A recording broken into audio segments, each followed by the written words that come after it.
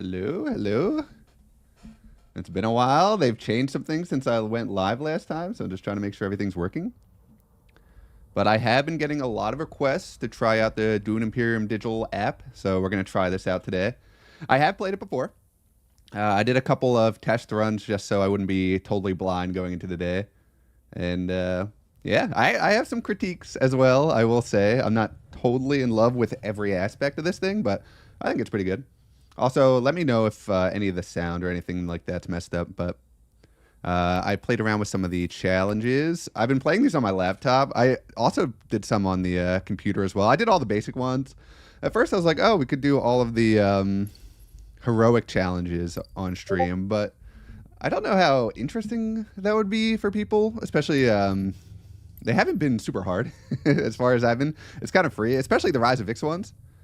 I kind of just crank through these. Oh, you know what? It does sync up with my computer, because I was about to say I haven't played any of these on my desktop, but on my laptop I've been playing them, and they are fun, but they're not super hard. If people are interested, I can do it, but I wasn't sure. Today I was just going to do a live game against real life people, and I guess I can get that fired up while we wait.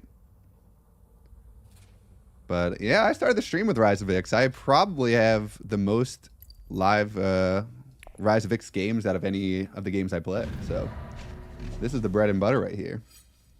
I'm gonna have to move my head too. So let's see here. I think it was like somewhere around here. Okay, so we're doing, I think this is the draft format. Looks like we're going fourth.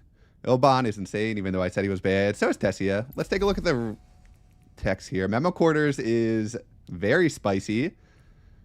Oh, man, I wish I was first player here. This would be crazy. This actually kind of makes me want to go Romber, because they can get turn 1 Memo Quarters with ring draw. So if I get faction access ring, that could be kind of spicy. And Romber could be fun as well, you know, mess around a little bit. I think the S tier leaders here are Ilban and Tessia. Letting these go to the first couple of players is rough. Oh, actually, it looks like green and yellow have already picked. Oh, I'm last to pick, so I assume that means I'm going first. Oh, okay. So they didn't pick either of these. I feel like it's just got to be Tessia, especially in first position. Tessia is very good, and with Memo Quarters. Tessia lets you move stuff around with the ring, so we'll go with that. But yeah, I figure we'll play a Rise of X game, and then we can discuss some Bloodline stuff, because I definitely missed some stuff on my initial run through of everything. Okay, there we go. Nice and small. You should be able to see everything on the board. We are first. Looks like the tutorial is going to keep bothering me here. So we do have an unfortunate draw out, because we drew a ring with our Seek Allies, but it's not a big deal. The combat is skirmish, so we could just go into this combat. So the line with Tessia here is going to be Hardy Warriors, throw in 4, win the combat, and then we can shift with our ring. So we will be doing that. It's kind of an easy line. And then we should be first with shipping. A lot of Rise of X is figuring out how to get shipping. It's so incredibly strong. Shipping being this spot up here. So, and I have the arrows as well, because the interface is a little busy. So I think it'll be easier if I can actually like point stuff out.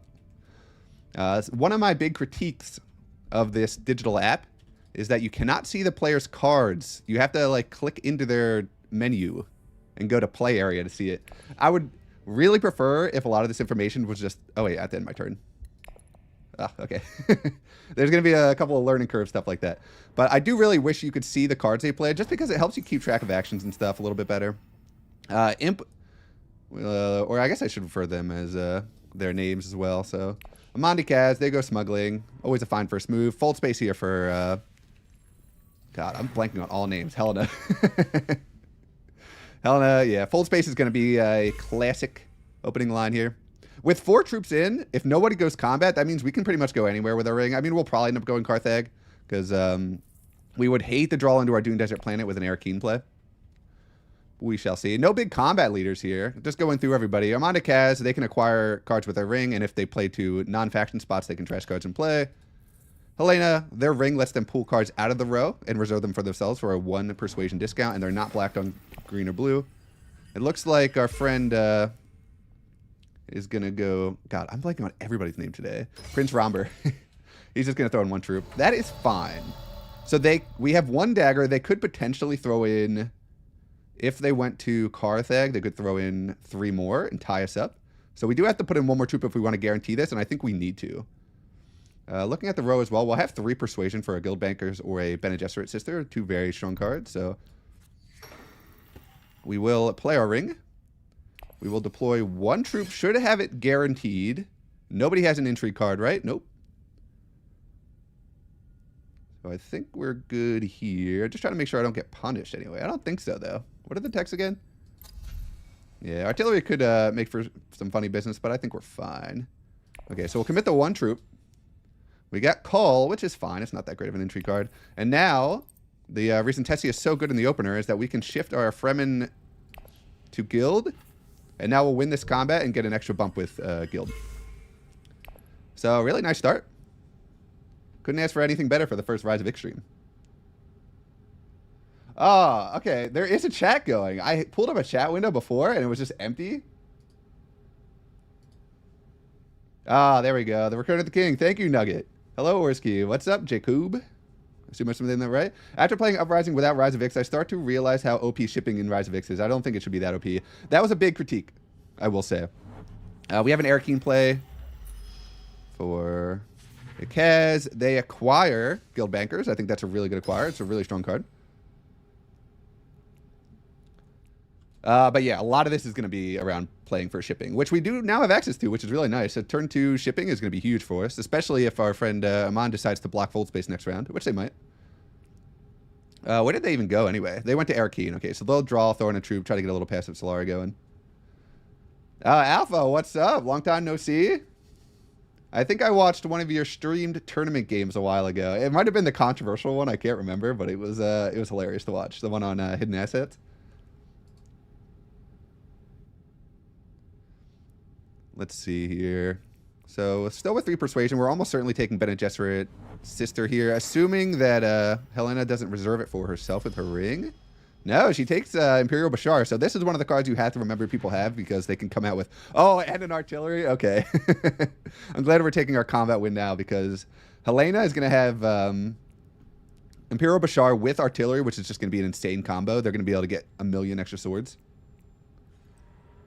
Okay, we have a nice little wealth play here for Romber. They'll get some Solari. Maybe they'll try to go for an early Dreadnought play. Our reveal. We win this combat handily. It does look like a huge overcommitment, but people aren't going to put in more troops once I have that many in. We will take the Bene Gesserit Sister for sure. There have been some weird things that I've been messing up in my practice game, so I am glad I did a few. We have a 5 and a dagger reveal for Ikaz. Probably power play. I have to imagine, and they can trash with their coordination ability. Get rid of a dagger. Point November. Okay, the power play. So they potentially could get a really early shipping access here. 3 and 4 dagger reveal for Helena. I'm glad they weren't in this combat. That's all I'm going to say. And they inquire the Imperial Bashar. Yikes.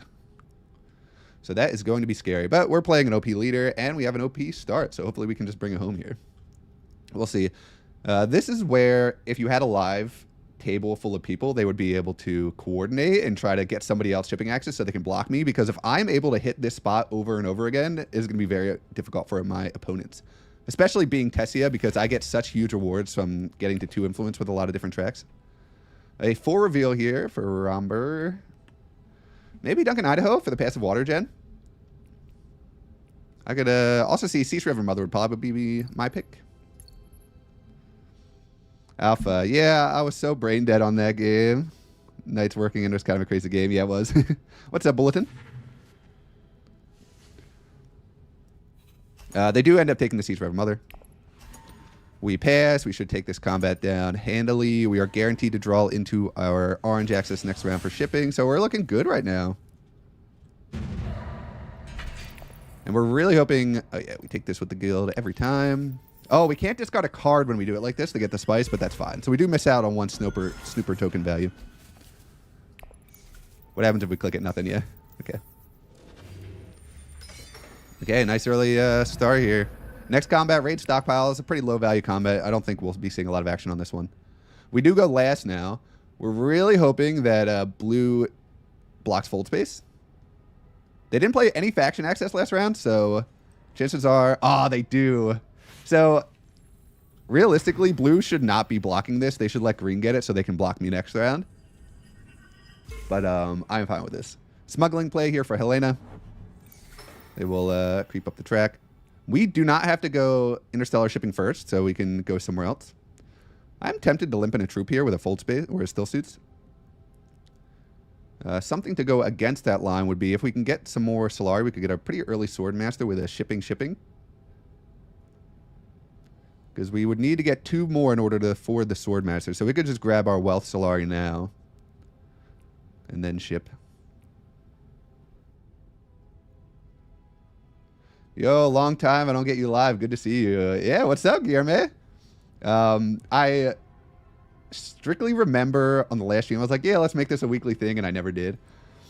Part of the reason that I was so hesitant to stream all the time, we have a Dreadnought here. So Romber is getting the Dreadnought thing started, and their ability does let them get a little extra strength from Dreadnoughts. So they are going to be a combat force. Let's see here. I can't believe Memo Quarters is still on the road. This usually goes very early in competitive games. So a bit surprising. We will just take Wealth now. We'll set up for a highlight or for a Swordmaster next round. Nobody's put any troops into the combat, which really makes me want to limp a troop or 2 in, but I think we'll give up on that dream. We could also call as well, because we'll have 1 extra Solari with the Wealth left. Hopefully we don't get punished by an entry card, but no one has any, so we're chilling. But yeah, part of the reason I was so reluctant to stream all the time is because I'd always put my contacts in. But I was like, why don't I just do it with glasses? But with the 1 light, the glasses would make this weird reflective thing on my eyes. So I found an old light. So I actually have 2 now. So now it doesn't do that. So now I'll just stream more with the glasses on and chill. But my life has also been very busy personally as well with work and studying and stuff like that. So I've been falling off. We have an Imperial base in here for Helena. They'll just grab a little bonus spice for themselves. Probably limp a trooper in as well. Oh, they put 2. Okay. No entry cards, so not super threatening. But they do have a ton of sword potential here. And did they reshuffle? They did not. So all of their daggers are in the discard, so they're pretty easy to play against here if they don't draw, which they did not. Haga base in play here. They'll just grab a little spice for themselves. And now are there any good 3 persuasion cost cards? Not really. If we wanted to go crazy, we could pick up. I'd imagine. Oh, it doesn't even let me look at this card.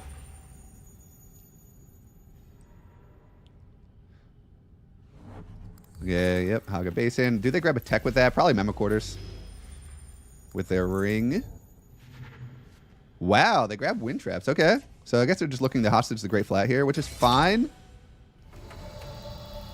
But Memo Quarters is so good. We would love to get it if we can. And we'll go out of our way next round to get it. So we will be going up, of course. We will end our turn. I'm always double checking to make sure I don't do a misinput or something. Guillermo, that's great. First things first, yeah. Elliot, you're studying what, if you don't mind me sharing? It's related to my job. I'd like to not get too into the details of my job, but my job does require a lot of studying off hours. It's kind of it's like normal work hours. It's like 8 to 5, but the amount of studying, it's like 1 to 2 hours of studying outside of work, which ends up being a real time killer. Let's see here. So Monicaz grabbed the Imperial Spy. It's a good buy. Looks like an Arrakis Liaison for Helena. I think as Helena, you should just be picking up sword cards. Personally, you've gone all in on the sword strategy. I think buying the Shock Trooper here. How do I remember the Shock Trooper's name, but not like the freaking leader's name? Good. Okay, so Romber actually grabs the Shock Trooper. So we have 2 leaders that are clearly interested in going combat now. So that'll make our line of play going for factions and stuff all the easier. We will. Oh my God, Web of Power, the strongest card in the game for sure. For the cost of it, 4 costs for that is insane. Being able to reveal for persuasion, we would have loved to have gotten that. We will reveal. Do we grab an Arrakis Liaison here? How's our deck looking? I think we will grab it, and we will also call out a dagger.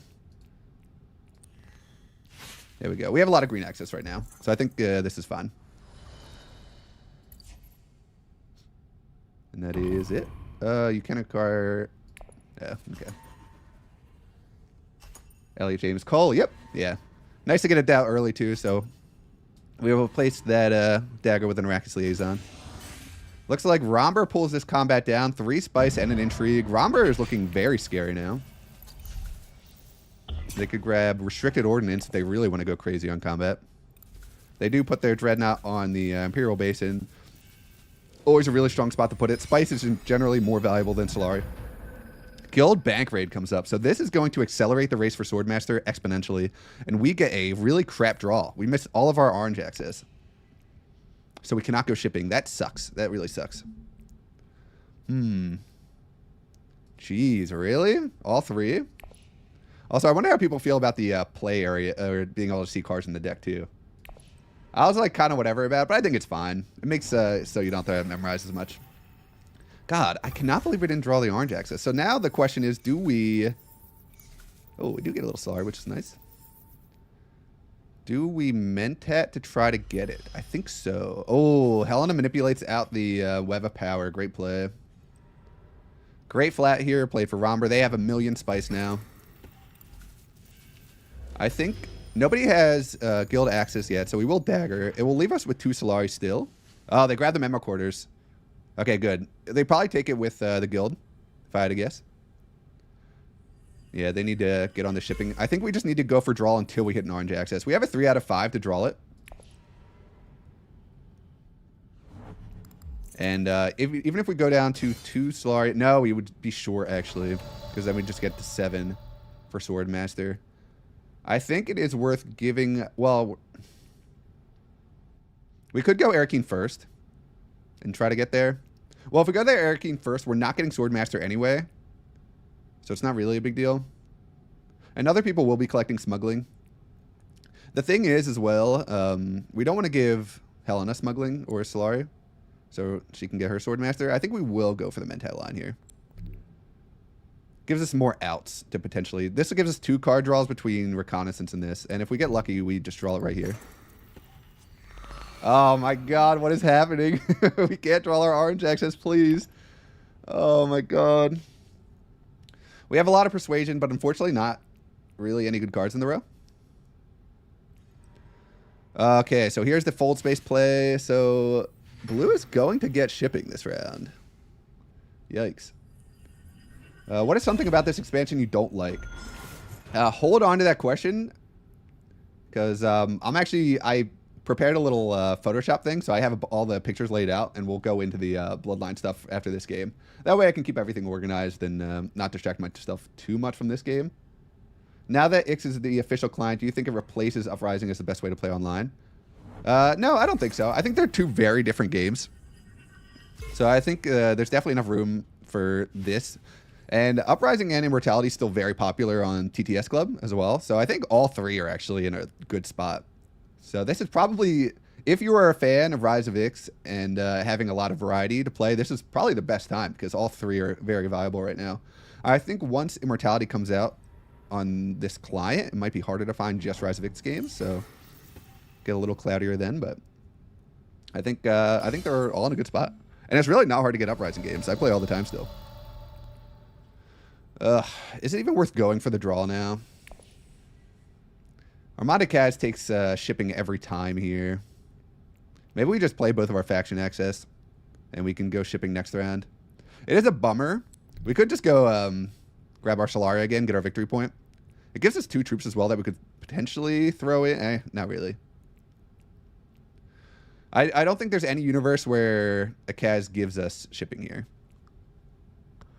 If they go shipping, they will go up and down and collect Solari. So from that perspective, we will be in good shape to get Swordmaster eventually. So we probably don't even have to go here. So maybe we just go... I think we're always playing our Bene Gesserit sister here, so we'll just do that. Let's do our due diligence. Let's look at their discard area. If they have all orange access, so they guarantee have Dune Desert access in their hand. So let's just go secrets, see what we get. We're not getting shipping this round. This is interesting. Do we just take this? It would give us an intrigue card. Cycle it out. I think this is kind of just worth doing right now. Yeah, let's just cycle it out. We'll lose the troop. Get a little double bump there. The animations are so slow. I hate that the time's ticking down while this is going on. Grand Conspiracy is fine. Oh my god, stop. Grand Conspiracy is fine. It's going to be pretty hard to get. We can probably get the 4 influence and the Spice with slow. And yeah, we can work towards the Eye Council seat. So there's the shipping. Akaz is extremely lucky that all 3 of our orange accesses are in the bottom 4 cards of our deck. Because there's usually no way they're getting that. Straight up. They do grab the Solari, which puts us at 3. So with a collect next round, we should get to 8. The nice thing is the other person with shipping access goes right behind us, so we should have a ton of availability there. Helen reveals 6 daggers, and they couldn't get that troop into the combat. Dreadful. You know what? Now that I'm thinking more critically about my play, I think I should have left the troop because I could have gotten free 4 Solari out of it. That's probably a mistake. I should have saved it. Because then I could have just went still suits, limped the troop, and got 4 bonus Solari. Now if I want to do it, I have to go Arakeen and draw. Although drawing's not too bad here because I don't really care what I draw out of these. Okay, we have to remember that Romber has the card that makes everyone discard. That's something you have to play around for sure. I think we do go Arakeen now to make up for our missed opportunity with a Still Suits Limp Troop play. It does suck, but getting 4 Solari for free here is kind of insane. I can't believe no one else limped into this. And no one else has any actions, right? Yeah. Yeah, I think we just have to do this. We get our ring, which is fine. We limp in the troop. A little bit punished there. Winning combat would be great. Is this available on mobile? I think the game is. I don't know if Rise of Ix specifically is on mobile yet. That I don't know. I've only played this on a computer. So now I think Negotiated Withdrawal is always just our best card here. We want to be getting as many faction influence bumps as we can. So we buy that quickly. Assassination Mission is interesting. I don't think we want to clog up our deck too much, though. And we don't have a source of innate trashing right now without going Selective Breeding, which we could go. But what do we need all that Solari for? We might... I'm tempted. We will pass, though, I think. We don't want to clutter up our deck too much. Ix is not available on iOS yet, so sad. Oh, okay. They're probably working on it, though. I know the original one is. I wasn't a huge fan of the base game, Dune. So I didn't do a lot of games for it. I'll probably do a lot more Rise of Ix now that it's out, though. I love Rise of Ix. The techs are so exciting. Mimic films in the row. Is that enough for me to want to go up and down? Maybe, because we are going for more of a Spiceman Slow style strategy here. Oh my god, Romber has 2 the Victor as well. And they only committed 2 troops to this combat. That is gross. Romber is so resource rich right now. It's crazy. And if you look at these Solari counts, we are in the bottom of the line for Swordmaster, which is pretty sad.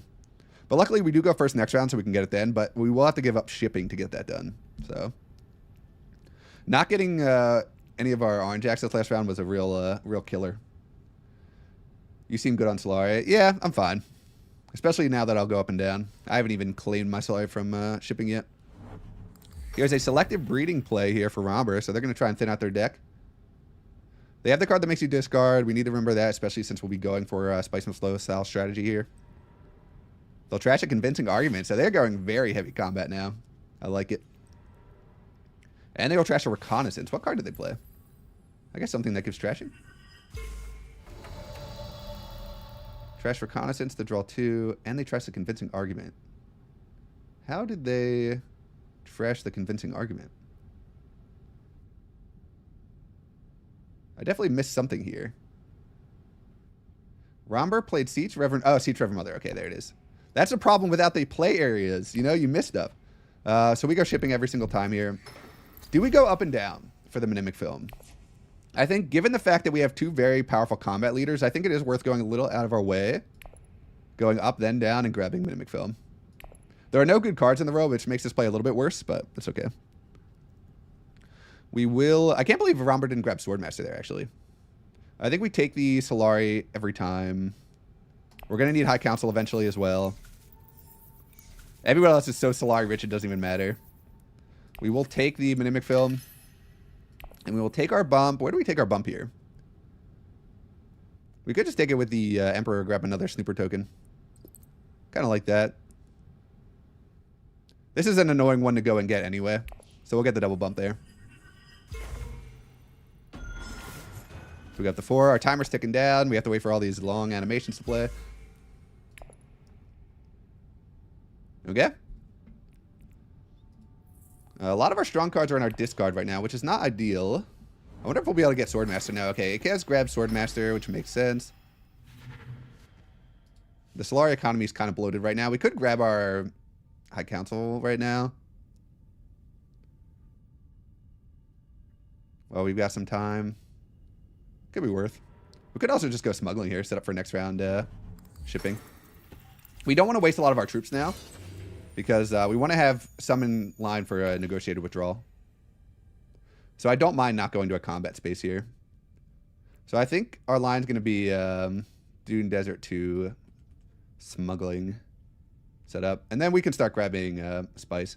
And the nice thing about going smuggling too is we're at 12 Solari right now. Swordmaster and High Council are 13, so that'll get us to the magic number. But we'll see what Yellow likes to do. Yellow will go Menta. I think that's a fine play. They have so many resources now, you might as well draw through.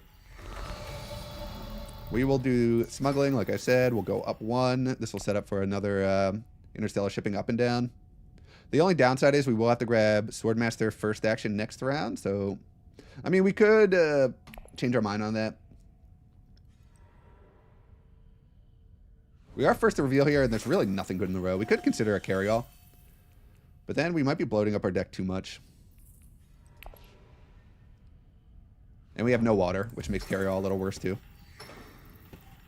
Oh, good. Okay, so Helena grabs their Swordmaster here. So we really only be behind Romber in line for Swordmaster. I think giving up 1 round of Swordmaster for another interstellar shipping play is probably worth it, especially as Tessia.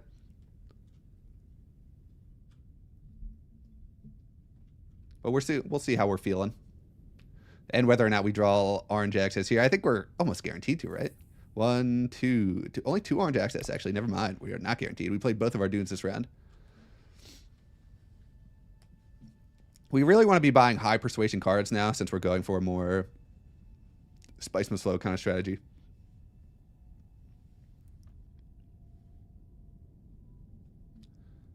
Romber having a think here. They could consider taking this combat down. It would give them an extra action next round. This combat is so cheap, actually, right now.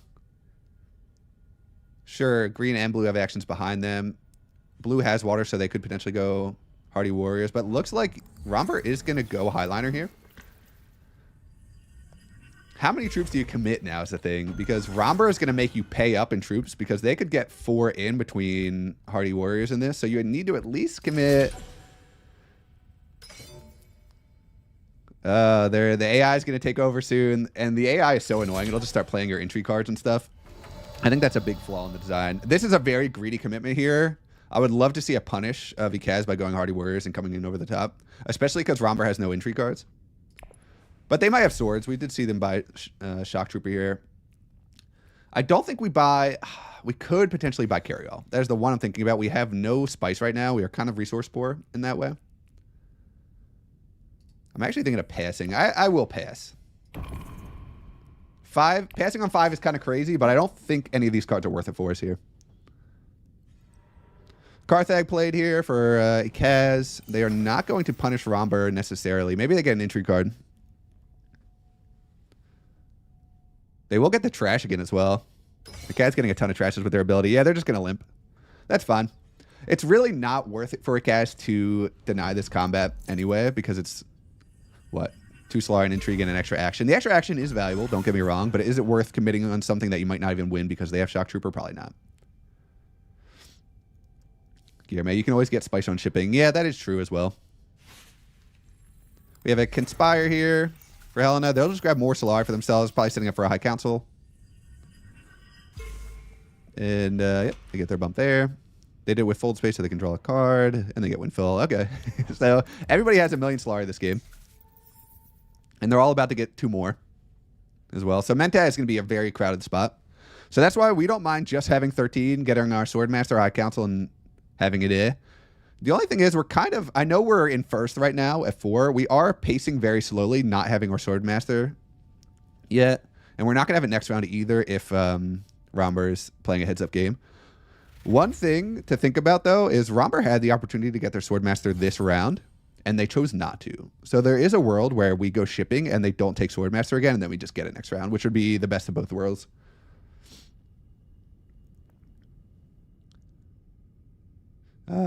Let's see here. I am bad, but may have done double recruiter and tried for a Spicemas flow transition. Oh, I see what you're saying. Yeah, that'll make it tough.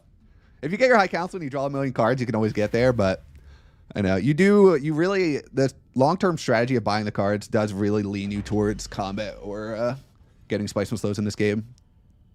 Especially if you're buying like dagger cards with low persuasion. So a cast takes the carry-all. That'll probably generate them some good value with 2 water. I would have loved to have gotten the Truthsayer. Reveal a 4 for Helena. Probably Truthsayer here. I think this is the best card in the row out of all these. The other ones are kind of meh. I should be opening this up because people don't know the cards by the icons. Oh, okay. Sidecar coordination comes off. It's fine. Looks like this combat's going to pass around a tie for... I don't even know if it was worth the troop, honestly, for Helena here. Do you really need 2 Solari? If so much. But they get it anyway, so they go up to, like, what, 10 Solari? And yellow has Mentat for next round as well. So maybe with the Mentat, they won't feel as inclined to go for Swordmaster. We'll see. Hopefully not. I am going to go shipping first action, though. Hopefully we get our ring here. Oh my god, the value here. 3 spice on the Imperial Basin? I might have to take that. Oh, nice. We get both of our orange accesses, too.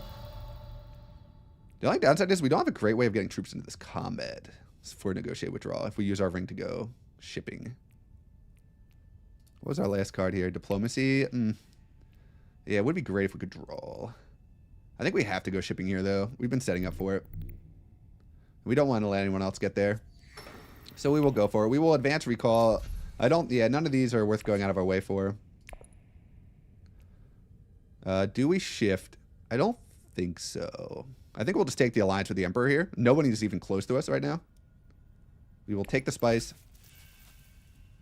We'll take the bump with the Emperor.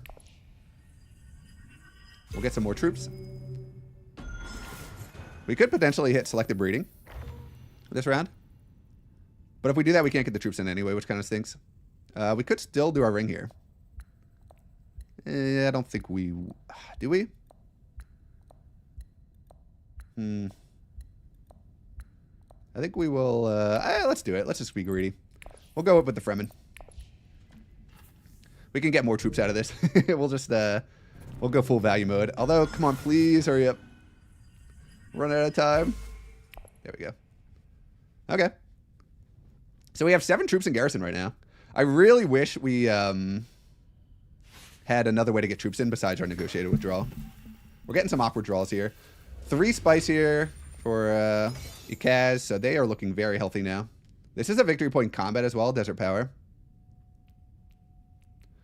Come on, we're really hoping we can get our Swordmaster here. We're hoping Romber doesn't see this. Let's see here. Are you playing another game after this one? I don't know. We'll see how I'm feeling. I might just go straight into the Bloodline stuff. But because usually I'm like a one-and-done game kind of guy, but I don't work today. I spilled water all over myself. I don't work today, so I'm kind of chilling. And my wife is working, so I have nothing to do today. Air Keen play for Helena. They'll throw in 3 troops. Swordmaster. They do go for the Swordmaster. Okay.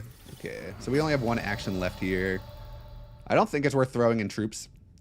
So I think our line is just going to be Helena. We could grab our High Council. 2, 4, 6. It would put us up to 8. This is a little lame.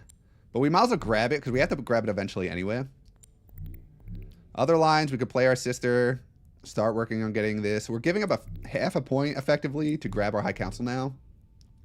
Is that worth it? Probably, because we need to be buying... Oh, wait. We have a Mimic Film. So this is Spice and Slow. So yeah, we do this every time. What am I talking about? Right? We do... Yeah. Okay, cool. We did it. Hopefully... Oh, if yellow plays the card to make it discard, I'm going to be so mad. They better not. I'm so excited for the next Dune expansion. Me too. I think it is going to be sick. I am very, very, very excited. There's a cat sneaking behind you. Yeah, that is Simon. He has been a little standoffish lately. He's usually so sweet. Usually comes up, sits on your lap, and we'll just vibe. But He's been giving us some bites and stuff, so I don't know what's going on with him. He's going through a phase, I think, but he is a very, very cute cat. We adopted him a couple years ago. I think he's been in the background of videos before, sneaking around. Romber's move here. Please do not make us discard our cards. Oh my god. We can't even get rid of a deployed troop. Oh, this is so this is so annoying. What do we get rid of here? Whatever, it doesn't matter. Oh, cringe. So that is a big tempo loss for us for sure. Losing out on a victory point here is very critical. Damn. I mean, they played it at the right time too. They played it right before we revealed. If they played it a turn later, they would have lost any value out of it.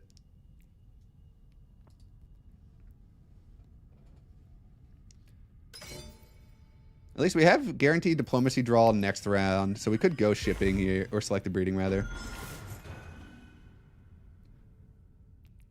We are going to have to make up a lot of points though. It's going to be tough. We're going to need at least a couple alliances now. Because we're already on 5. We have one more tier 2 before the next one. We're at the same crossroads again. Do we buy any of these cards? We could consider start a card. The only thing is we really don't need troops. We have 7 troops in garrison right now, so we don't need any of this. And I don't think we want to clog up our deck anymore. We have a lot of high persuasion cards already, so we are going to pass again at 7.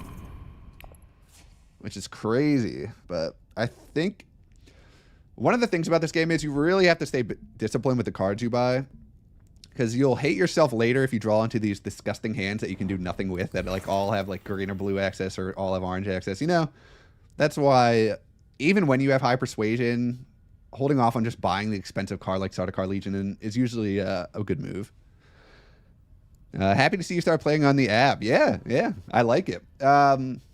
I don't like, I started talking about this before, I don't like how you can't see people's played cards. I wish that would be something that you could just see, even if it's just like a little icon like this, just so you can see them spread out. I think that'd be helpful for just getting a better picture of what's going on in the game. And then the text as well, I don't love them just being hidden behind a menu. I think they could, there's like a free column here, they could sneak them in. There's also some free space here, so they could just slide down the Imperium row and have like a little icon for the text here. When things are hidden behind a menu, it's just, the information isn't available, and I don't love making people have to click into menus to find stuff. I think especially if you have the real estate, just put it on the screen, you know? So those would be my 2 wish list items for improvements to the app. Overall, I think the app is great, though. It speeds up the rate of play immensely. You do get a lot of good information. Okay, they get their Spice slow, even with the discard. There used to be a thing on the left showing the cards played in the base game. Oh, really? And they took it away. That is very surprising. Helena reveals Web of Power. Insane card. They get a bump somewhere. Where will they take it? They are green? Yeah. So now everybody has shipping access. So this was our last round of shipping, which is fine. I think we've gotten enough value out of shipping. Next round, our action will probably be Faction Spot into Swordmaster into something else. Hardy Warriors play here. Romber's going to make a late push for this combat. I don't generally think it's a good play because Helena has way more daggers than you, almost guaranteed. They have artillery and Imperial Bashar, and you're only revealing 2 daggers, so you're almost certainly going to lose this. Even with 10. They do have an entry card, so that could in theory be a combat entry card, and they're playing into that. But I wouldn't be too surprised here. We're hoping that Helena wins because she's only at 2 victory points right now. Oh wait, did Helena already reveal?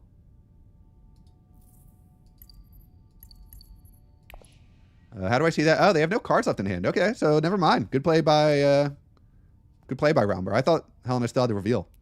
That's another thing too. If you could see the cards in their play area, it would also be easier to tell if they revealed and stuff like that. I just don't like clicking into menus to find all this information. The texts are fine. The text can be in a menu that people own. Like, that's not that hard to remember. We have a... Yep, they're just passing around. Okay. Oh, Helena actually took it down. Where'd she get daggers? Master Tactician. Okay. There it is. So, victory point for Helena here. This is the outcome we wanted, for sure. They get a victory point and a water. Desert Power, very nice combat to win. Antonio, what field do you work in? I'd rather not get into it. I'll just keep it pretty vague on my job. Jacques, oh, nice live stream. Yeah, we're bringing the live streams back. I kind of feel like it's a better format anyway. It's kind of lonely just recording the games and then uploading them. It gives me something to do while we play. We have a shipping here for Ikaz. I doubt we'll get any more shipping access before the end of the game now. It's just such a powerful spot. People are going to be going there. The spot does wane in value as the game drags on. For sure, especially with the tier 3s approaching. I would love to be able to step up to win a tier 3. Probably unlikely. The real downside is, I guess we only have one dagger left, but we do have to play a liaison to get our Swordmaster, which kind of sucks. We get 2 water with a Still Suits play, and we can throw some troops into this. This is a victory point combat. So I think this is a combat worth going for us. We need to make up for that victory point we missed out on the Spice Missile last round.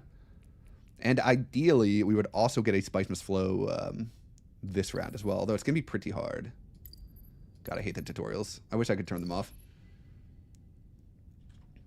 It's good for newer players, but I know what the discard stuff is. Okay, what are you gonna do, Yellow? You screwed me twice now. You stole the Swordmaster before me, and you made me discard a Spice from slow. Research Station, I'm fine with. You have 4 water. You need to be going there. Totally agree with that play. Nobody's put any troops in.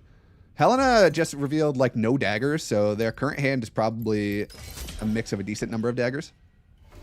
And Nakash just put in a bunch of troops as well, so we're probably not getting much value out of this combat, if I'm being honest. Ugh. Did we actually just go for the draw here? I think we might just go selective breeding. I think that is going to be our line. Because then we could potentially... Hopefully we draw a dagger. Because we really need to get a Spice slow, and I don't think we're beating Romber in a combat, especially with 6 Spice behind. There's no way. So going here, we can just do that with our ring later. I think we go for the selective breeding now. Use up our Spice. We have nothing to trash, which is super awkward. What do we trash here? We never trash our diplomacy, right? Or do we? No, that's crazy talk. I think we just get rid of our Dune here. Yeah, I think this is fine. It sucks, but we do draw a ring, which is great, so we can shift away now. We are at, what, 2, 4, 6, 8, 9, 10, 11, 12? Okay.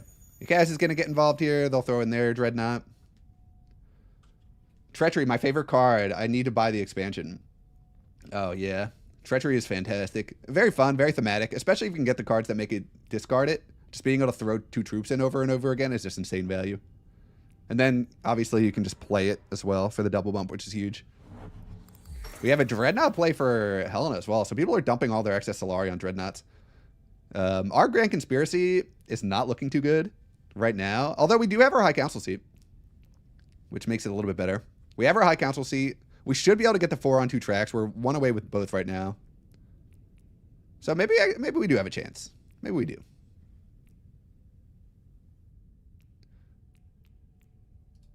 We still have that dagger left. I would love to play a Arrakis Liaison to Arakeen as our last action.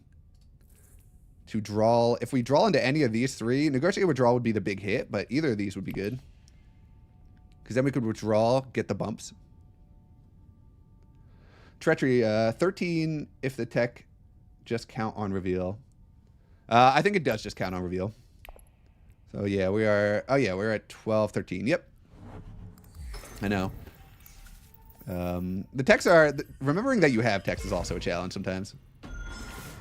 A Conspire play for yellow is very interesting to me. What do you need this Solari for? I guess High Council? I don't know. We will take our Swordmaster. Do we play without a Swordmaster? Is that ever a line we want to do? I think we're fine to do this. We should do it. Let's see here. What is most at threat right now? We're probably going back to Benny. So we'll bump down with the Emperor and go up with the Fremen. So we'll get 2 bumps here. This is our last Snooper token, so our ring is just nothing now, pretty much. We got another water, so 2 water right there. We could... no, Research Station is not available for us. Okay. So we're at 2, 4, 6, 8, 9. Okay, so we can play the Arrakis Liaison and not even draw. We're still chilling. So maybe we'll just go Carthag, throw our troops in. The only thing is, if we draw, The chance of getting negotiated withdrawal is 1 in 4, which would be a really nice out for us. Okay, so blue is going to chase us here. So they must have just gotten the tech that gives you 2 Solari. Yeah. Shuttle fleet. Oh, can you not even open it up when you click on this? Okay, I have to go into their little click-through menu here. Holtzman engine. Or no, shuttle fleet. There you go. So they got 2 bumps on that. And they'll get a nice little passive flow of Solari, which kind of has no value. Unless the combat that lets you buy an extra victory point for 6 Solari comes out. Then it could matter a little more. Okay, so Carthag goes. Ooh, is green? Nah, okay. I was wondering if green was gonna go for this here. So instead of going Arakeen and hoping to luck into a negotiated withdrawal point, let's just play our Bene Gesserit Sister to Secrets and get the guaranteed double intrigue. I think that's a better line. Yellow still has an action left. Is there any world they could have drawn into the card that makes us discard again? I'm not going to play around it. I'm just saying it now. But they could punish us for sure. Well, they would have to go. I think it's what, a green blue Benny access. So they could go Mentat. They could go Arakeen with it. They do have options for it. Although they're playing their card now, so we would have information. So I guess if they play it, we would just have to reveal. Mentat. Okay. So they might be trying to draw into it. Pretty close combat. I thought there'd be a lot more daggers being thrown around. Helena still has 2 cards in hand. They could be revealing a bunch of daggers with that. We are going to go Secrets here. We'll get 2 intrigue cards. We go up to 6. So we are in first for right now. Although we don't have many resources, so we are pretty resource dry. This is insane.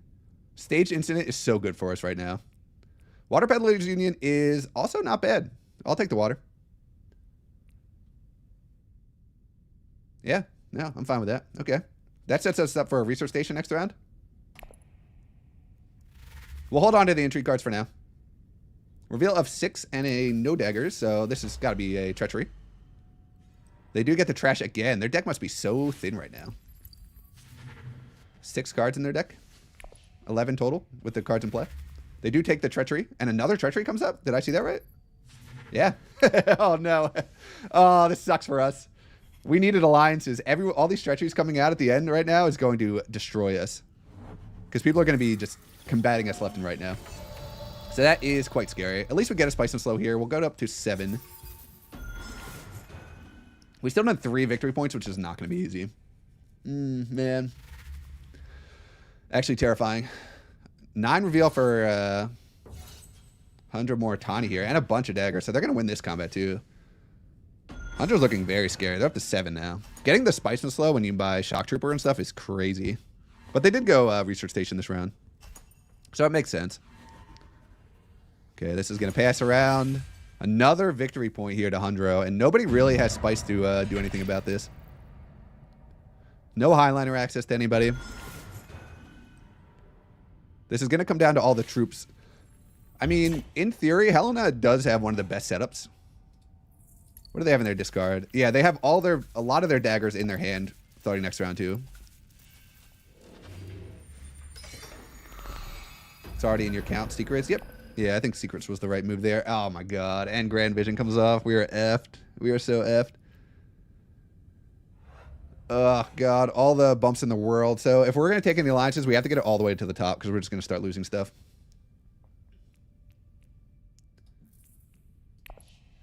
Fine draw. Not ideal. Obviously, it's no faction access, but we only have a couple of faction accesses anyway, so it's not super likely that we could draw them.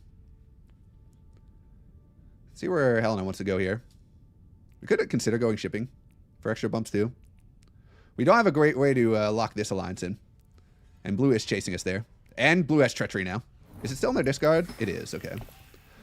But even with the treachery, we'd have to get multiple bumps, which is scary.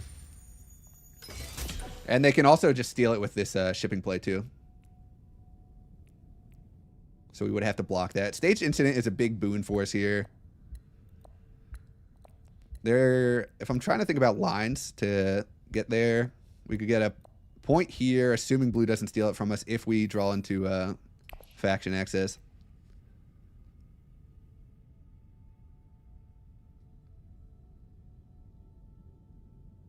See what yellow decides to think here. We need to... Our goals this round, to get 3 troops into combat, get the alliance with the Fremen, hopefully it's not stolen.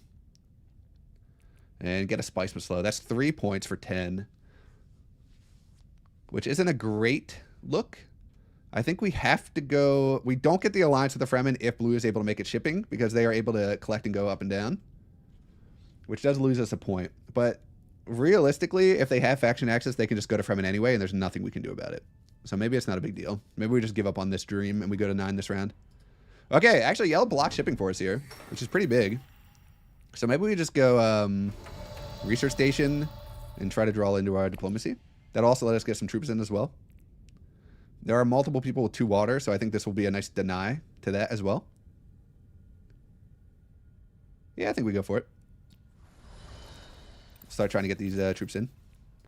We will go research station. Let's draw some cards. Okay, good. Faction access is huge. We will deploy every troop that we can. Okay, so hopefully blue doesn't have faction access here.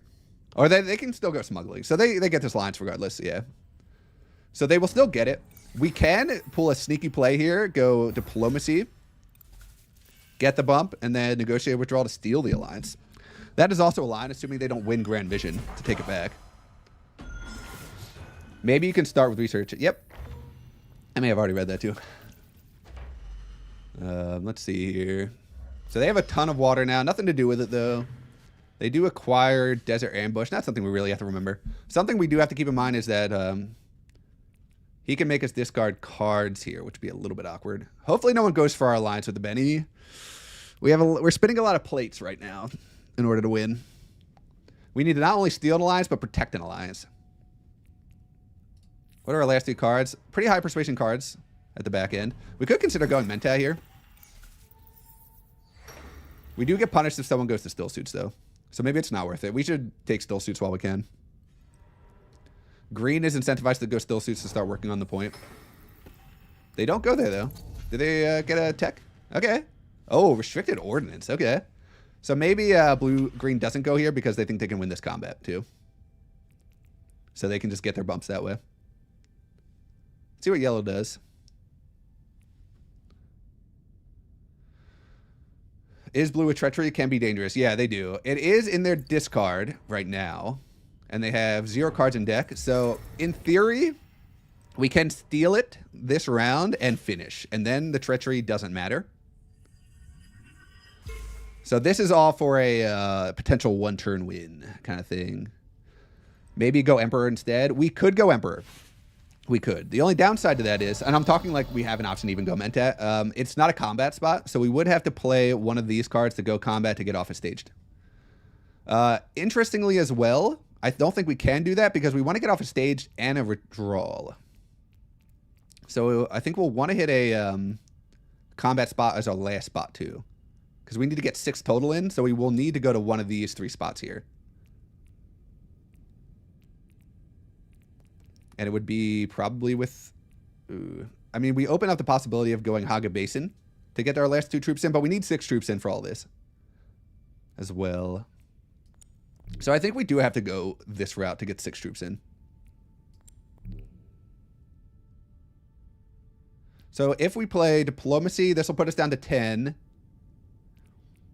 And this will put us down to 8, which is effectively 9 with our tech. So we are in good shape here, assuming we don't have to discard. If we discard, we just discard Spice and Slow, so that's fine. The only thing is this does give blue time to respond. So they can stop us here for sure. But blue has to be willing to stop us from stealing their lines, which they might not want to do. Although Hardy Warriors on this combat seems very natural, so seems a bit unlikely. But at least we'll get all our troops in. Worst case scenario, we will have to pivot. Yeah, there's the Hardy Warriors play. So they are going to protect this alliance. We do go before them next round. So there is a world where we can try to protect here. I don't think it's no big deal going here and losing because we are just going to retreat the troops anyway. Looking like we're going to hopefully get air... Well, we get a combat spot regardless, so it's not a big deal.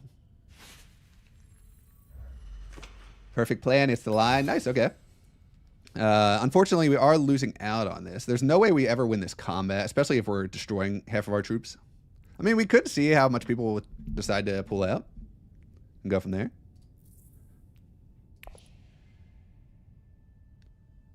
still don't have any way to get Mentat, so our line really is Arakeen, Haga, or Siege. I do like not using up the Haga access. Drawing is also nice as well, so we could potentially get into a line where we can backdoor out into stealing this, but I think maybe we just give up on it now and we would go Emperor for a next round finish. The only downside is, now that this is going to potentially go another round, our Yellow Alliance, our Benny Alliance is becoming a threat now and stuff, and things are about to get a whole lot more complicated. So we have 10 right now. We can go to Arakeen and be fine, because we draw access no matter what. And we'd have it even if we didn't draw it. So I think the line is Arakeen, get our troops in for a staged incident. And it looks like Romber's not interested in this combat as well. So we have 3-3, and we'll have 1 troop left for 3 spice, assuming, yeah, because Romber can't even get in now. So I like this line. And we want to be cycling through our deck so we can potentially draw back into diplomacy, so we can go faction access here. Okay, see how we do. Gets Grand Conspiracy in play as well. Yep. So we have the Spice and Slow, we have the tracks, and we have the High Council seat, which is really nice for us. Part of me wonders if I'm going to have to take the bump with the Benny just to protect our alliance. That might end up being where we have to go with this if Yellow's going to chase us a little. What text do they have? They have wind traps and memo quarters as well. Okay. Well, with memo quarters, they will be incentivized to go to different spots at least. So that's kind of nice for us. So maybe we do just go for another greedy alliance. Shame we couldn't have ended it this round. We were close. If we had Web of Power, we could have gotten there. That's a card we have to remember Green has that can make them very threatening to our alliances and stuff. Where do they take their bomb? Probably... Oh, they're going to go for an alliance. I feel like as Green, you should probably go here, but... I guess there is a world... They probably will win this combat. 7 reveal. So they will just grab a... Oh my god, Shifting Allegiances. No alliance is safe. I think I have to take the bump with the Benny now, unfortunately. And we'll just go with the Spiceman Slow to win next round. To get to 10, not win. But we have to protect alliances now. It's getting too hairy out here. So we are at only 8. Oh, okay. Yeah, that's because we spent our thing. So we do have to take the Persuasion. We will retreat 3 of our troops to take a bump with the Benny. We have to protect our alliance now. It's like a non-starter. There's too many double bumps in the game. And I don't think we're getting this alliance. I think Helena has a treachery as well. So, and they're about to win the combat too. So that's just, there's no point. We will take our Spice and Slow. We go to 8 here. We will go to 9 with staged. No, I'm good. How about winning the combat? Never mind. There's no way. There's no way. Yeah. Spice and Slow here. Akaz goes to 8 or 7. Never mind. And they have alliances that could be stolen as well. We will staged. So we got a really nice value 3 spice for 1 troop, which is pretty crazy. Okay, we'll pass. So now we just need to get to 10. We have 1 endgame point as well, so we'll be finishing at 11. So our line really is just go research station, get a Splicement Slow, and try to protect our lines. I think it's as simple as that. Let's see where Green decides to take these double bumps. They are going to take the alliance, so I'm glad we did not go for a Emperor line.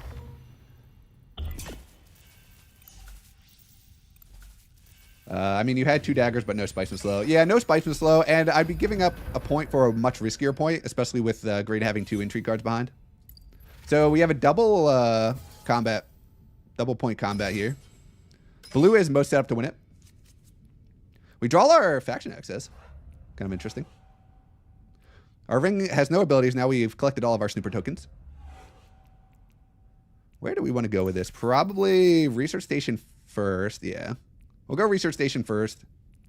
Let's just guarantee that we get there. There's no way for us to get 2 Dreadnought for this point. So it'll probably just end up being a secret splay with this. Lock up the alliance. We'll go to 10. If we wanted to be annoying, we could try to challenge blue for this. I don't think there's any way we win this combat. Helena has restricted ordnance. They have artillery, and they have Imperial Bashar, so it's just not happening. Yellow is going to go shipping here. Do they chase us on the Benny lines? They are. So now this does change our plans. We are going to go selective breeding first. It is a forced play, I think. We cannot... This is too scary now. And this is why we took our bump here. They used... Oh, they acquired flagship. Okay. I didn't even notice that pop into the row. They do gift us a Solari. And they will use bypass protocol to acquire in a card. Does it go to hand with bypass protocol? They put it on the top of their deck. So they have a Thufir coming up. So they are going to hard go for this lines. You know what? With that entry card, I don't know if they just... Oh, they just drew it. Okay, never mind. I was going to say they should have just went for this, but it's okay. I think we have to... I would love to go research station here. I think this would be one of the best spots we can go to. But we can always use the water for Great Flat Spice. So it's not a big deal. I think we have to protect our alliance now. We don't have a choice. A question we have to ask, do we think we can get away with not trashing our Spice and Slows so we can have the Spice for a tiebreaker Spice? I don't think it's worth going for that because yellow does have cards that make you discard. So we will get rid of the Spice and Slow. Okay. I almost panicked because I forgot we already have one. Because if we trash it out of our deck, it doesn't count for this. But I think that is fine. So we lock up our alliance now. We don't have to sweat that. Why not trash diplomacy? Yep, that is a good point. I should have just done that. It's the last round. I'm just being silly. I forgot it was even an option, to be honest. Here's the research station. We did have to give this up because yellow challenged us here. It's a crying shame. I mean, ideally, we would have went research station into secrets for the potential of getting more in-game, but nothing you can do about that. Haga base in play here. So they'll just grab a little tiebreaker Spice. They will manipulate out a card. You are forced to use the manipulate ability. I am sure they have no interest in this card at all, but Arakeen played, so we can't go there, which I think I'm fine with. We are at 11 because for some reason it doesn't count the tech in your running total. I feel like it's just a Carthag play. We can't go research station anymore. Yeah, we just need to roll for intrigues now. Are we still good if they make us discard? We are. Because we're... Are we not? This is where the trashing the diplomacy would have been way better. Because if we play this here, we go down to... Oh, we'll still be at 10. I keep forgetting it doesn't include tech negotiation, right? Yeah, 1, 2, 3, 4, 5, 6, 7, 8, 9, 10. Wait. 8, 9. Is it including it? Am I crazy? It does count the deck. Oh my god, I'm talking shit for nothing. I think we cannot. I think we just have to reveal. If we could have drawn, that would have been great. I do not think we can take the risk on us getting cucked by yellow here. Is it in their discard? That would be one way to... We have no idea. There's a high likely... yeah, no, it's not worth it. We just got to reveal. It's not as fun as going for the entry card, but I do not think we cannot take the risk. It is a game-losing mistake to not get the thing here. If we had trashed the diplomacy, we could have drawn an entry card there. So that's where the secret comes in. I know we're at 10 skirmish, but if I play the ring, we drop down to 9. And then if yellow plays the card that makes us discard a card, we drop down to 8. And then we don't go to 10, and we possibly lose off of that mistake. So, believe me, I would have loved to have seen an entry card and gotten some troops into this combat for some potential rewards. But not able to do. And it looks like we wouldn't have been able to get any rewards anyway. 15, 10, and Helena's going to reveal a ton of daggers. Tech negotiation with the ring was safe. Yeah, I don't think... Does it really do anything for me, though? Not really.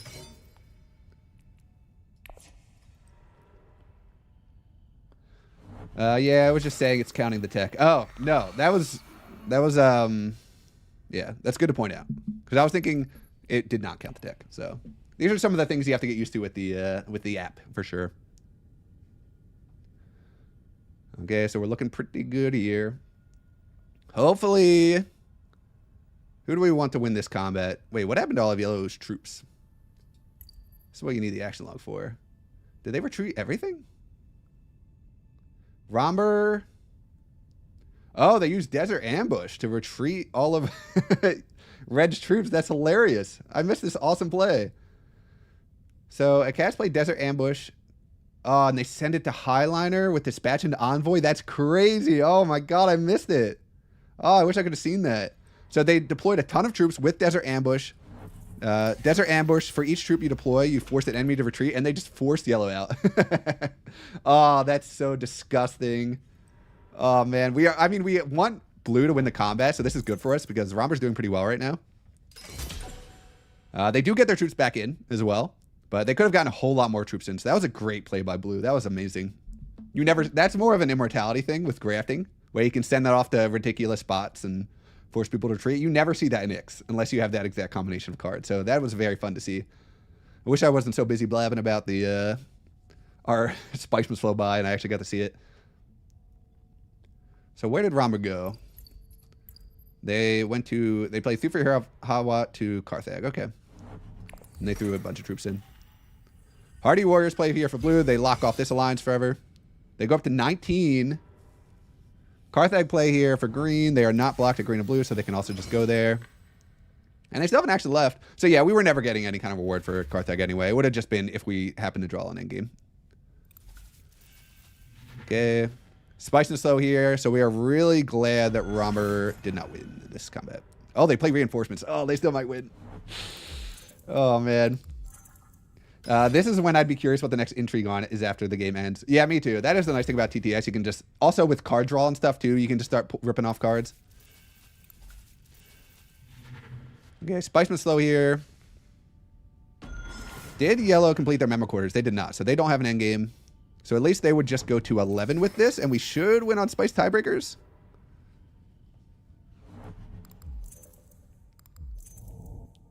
Okay, Helena is probably out at 6 at this point, and they're not winning the combat. And the reveal of 6, no Spice no slow as well. Yeah, so Helena's probably out. This will be interesting. No intrigues between Ikaz or Romber. It makes me feel like we're pretty safe.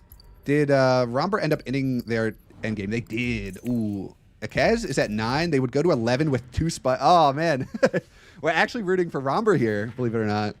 Because Ikaz has an endgame. And they have 1 more Spice than us. That's crazy. Oh, can somebody beat Romber or Ikaz? That's what it all comes down to now. It's not looking good.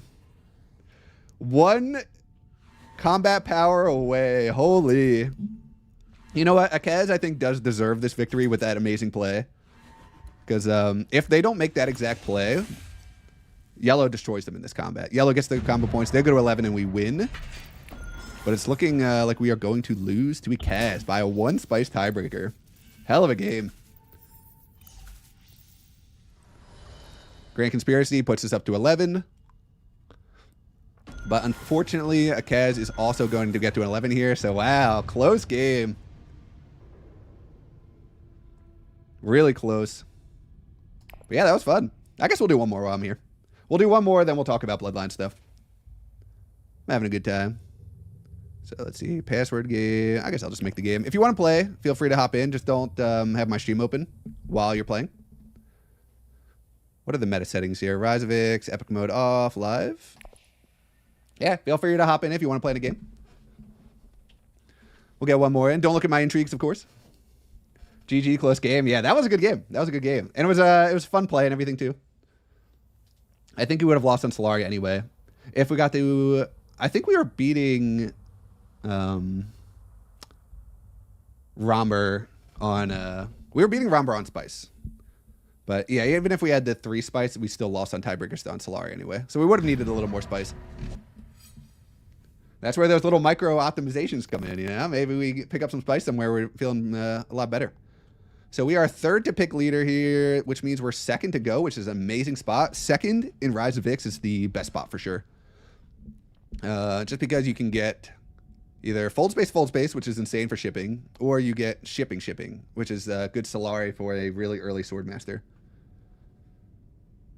So we are in a good spot already starting out this game, which is nice. We'll see if we can, obviously, nothing is set in stone, but starting out with one of the best starting positions is always nice.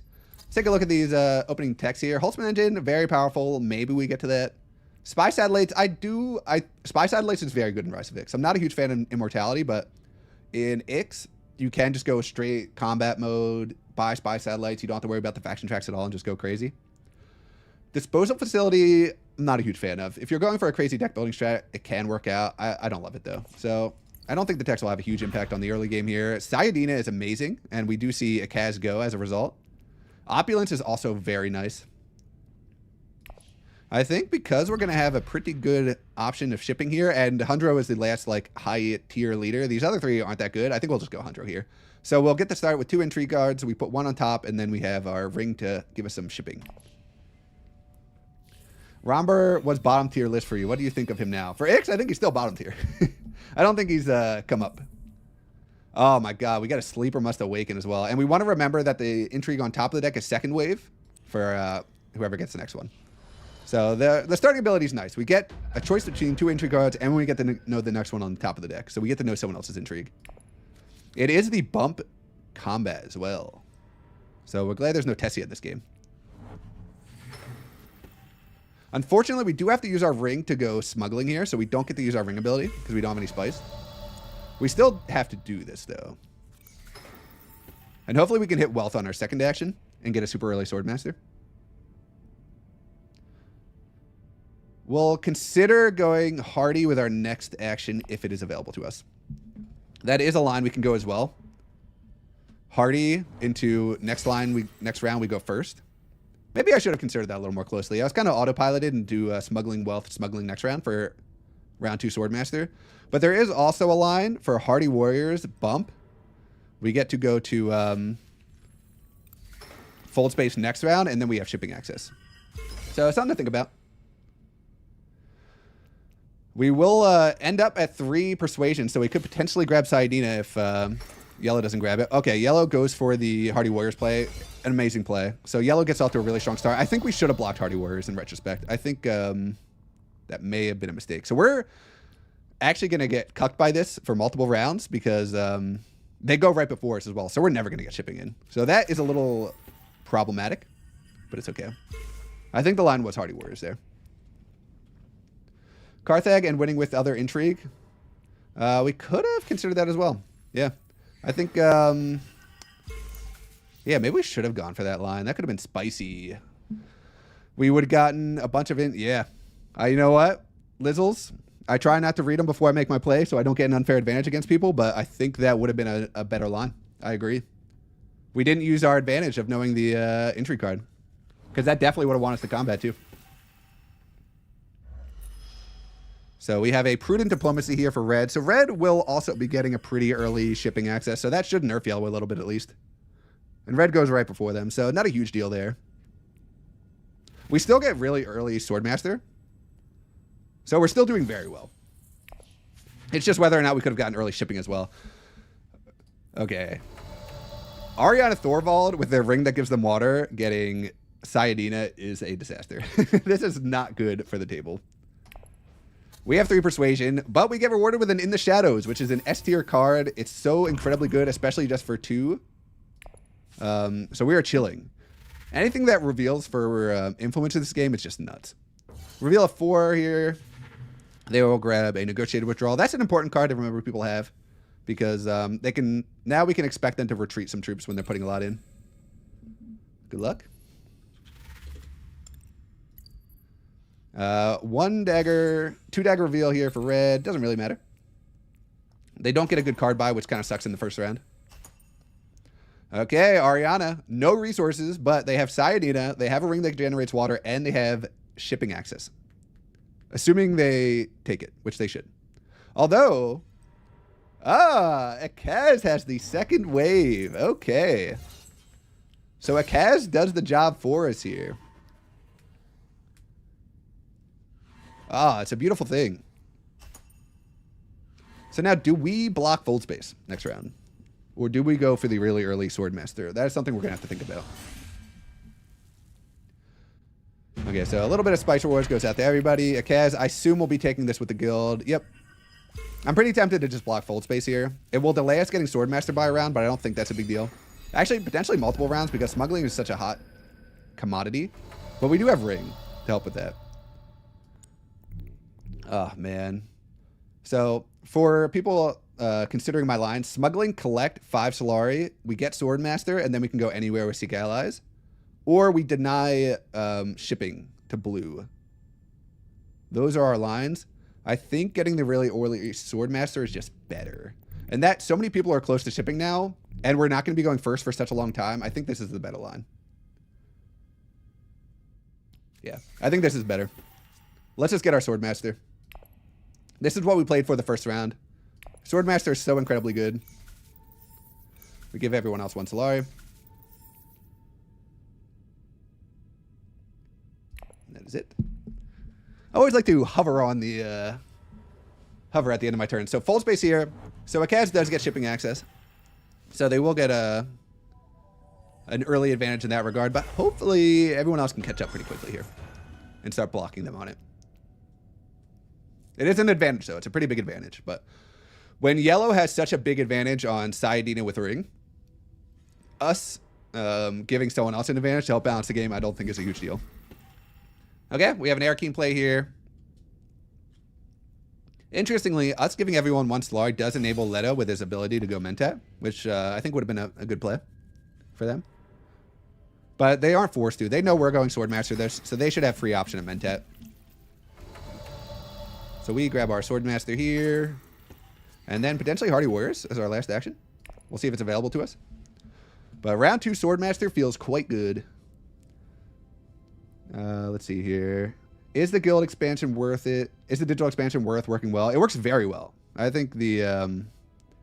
I was never a big base game Dune guy. I loved Rise of Ix, so I've been diving into the digital version a lot more now, and I think it's very streamlined. I like the challenges a lot. Well, it's my like something I do on my laptop when I'm like bored. Paul Denon, hey! When Rise of Ix came out, several players thought the 5 Solari give 1 to each opponent was an option they'd never choose. That just goes to show how reactive people are when things first come out. People also thought contracts were terrible in Uprising when it first came out too. Everyone wanted to ban Gola when it first came out, but I feel like Gola is fine now. Hey Paul, great game. Oh yeah. I'm really excited for Bloodlines, Paul. I can't wait until 2025. I'm going to be fiending, and we're going to talk about it after this as well. I prepared some... all the images I had available to me on the online and on the Discord and everything. Tech negotiation here. Okay. So where do we want to go? I think we just take this combat, right? This is where you need to pay attention to the daggers, because I do not know how many daggers Red has. They can't get any more troops in, though. So... if we go ahead of them here, they would have to have 2 daggers to tie us. I think it's worth going for this. We get our water back if we win. We get it back even if we lose. They have no way of getting any more troops in. They have no entry cards. Yeah, screw it. Let's just hope they don't have 2 daggers, I guess. But yeah, card tracking, important, people. Very important. Oh my god, Chum Delegate comes off. That's going to go quickly. Especially on this.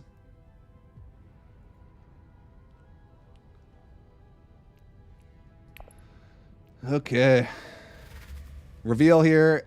Chum Delegate almost certainly going, and it does. Getting free access to shipping whenever you want, especially when you have shipping, is crazy good. Luckily, Red has shipping now, so they can block Icaz a little bit. I think Red just bought, or no, they also bought a Trusair. Okay. And we have to remember, Red's the one, or was that last game? Yeah, I can't remember now. I don't think any cards have come out that we need to track just yet. Just saying, December 31st, 2025 is in 2025. Oh, no. Oh, God. That long. You can check last round reveal on history close to settings.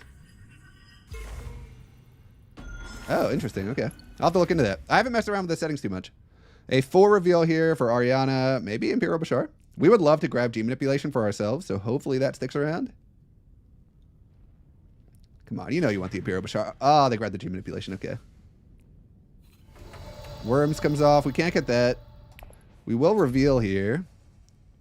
We will grab the Arrakis Liaison, especially with an Opulence in the row. We want to increase our persuasion so we can potentially hit this. This warning always scares me.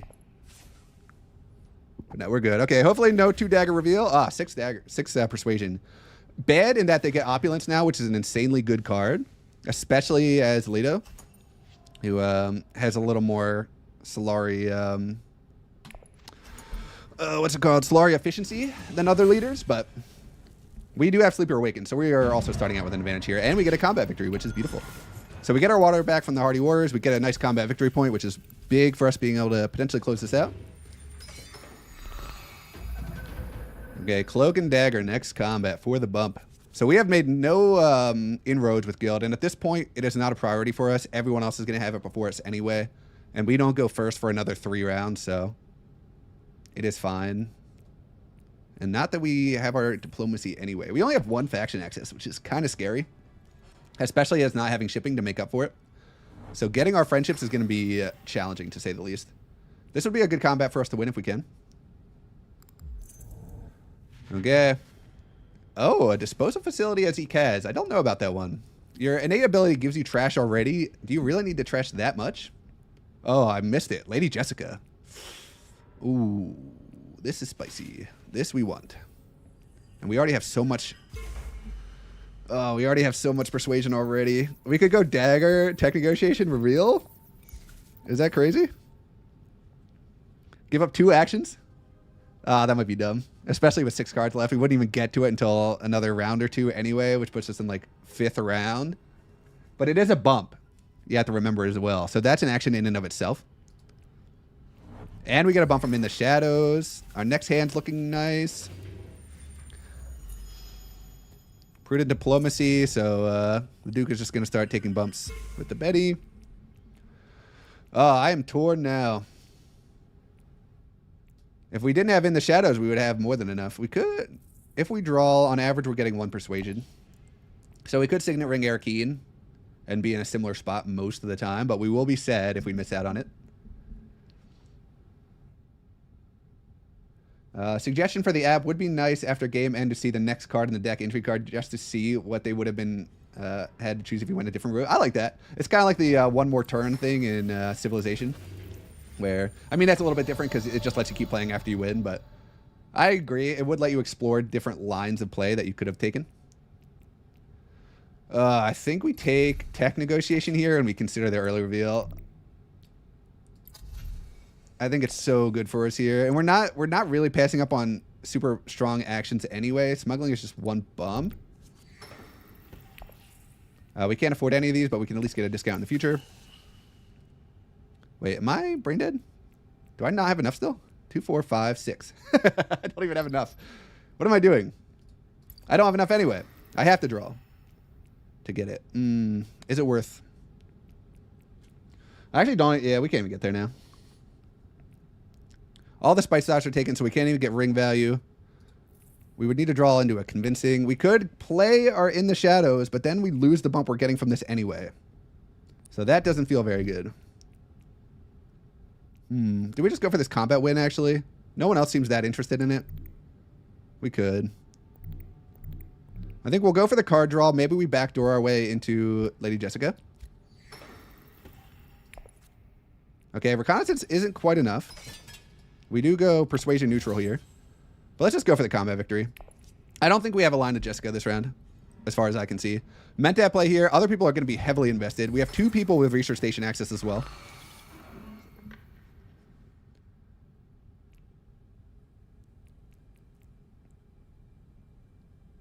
Yeah, we have no great way of getting Solari. We could have went up to 3. We could have meant Mentap. Maybe that's what we should have done, actually. Dagger Mentap. See what we get. We would have gotten the Reconnaissance, which would have put us to 6. But then we still don't get there unless we draw again, which we could have done. So maybe that was the line. I ignored the Mentat line.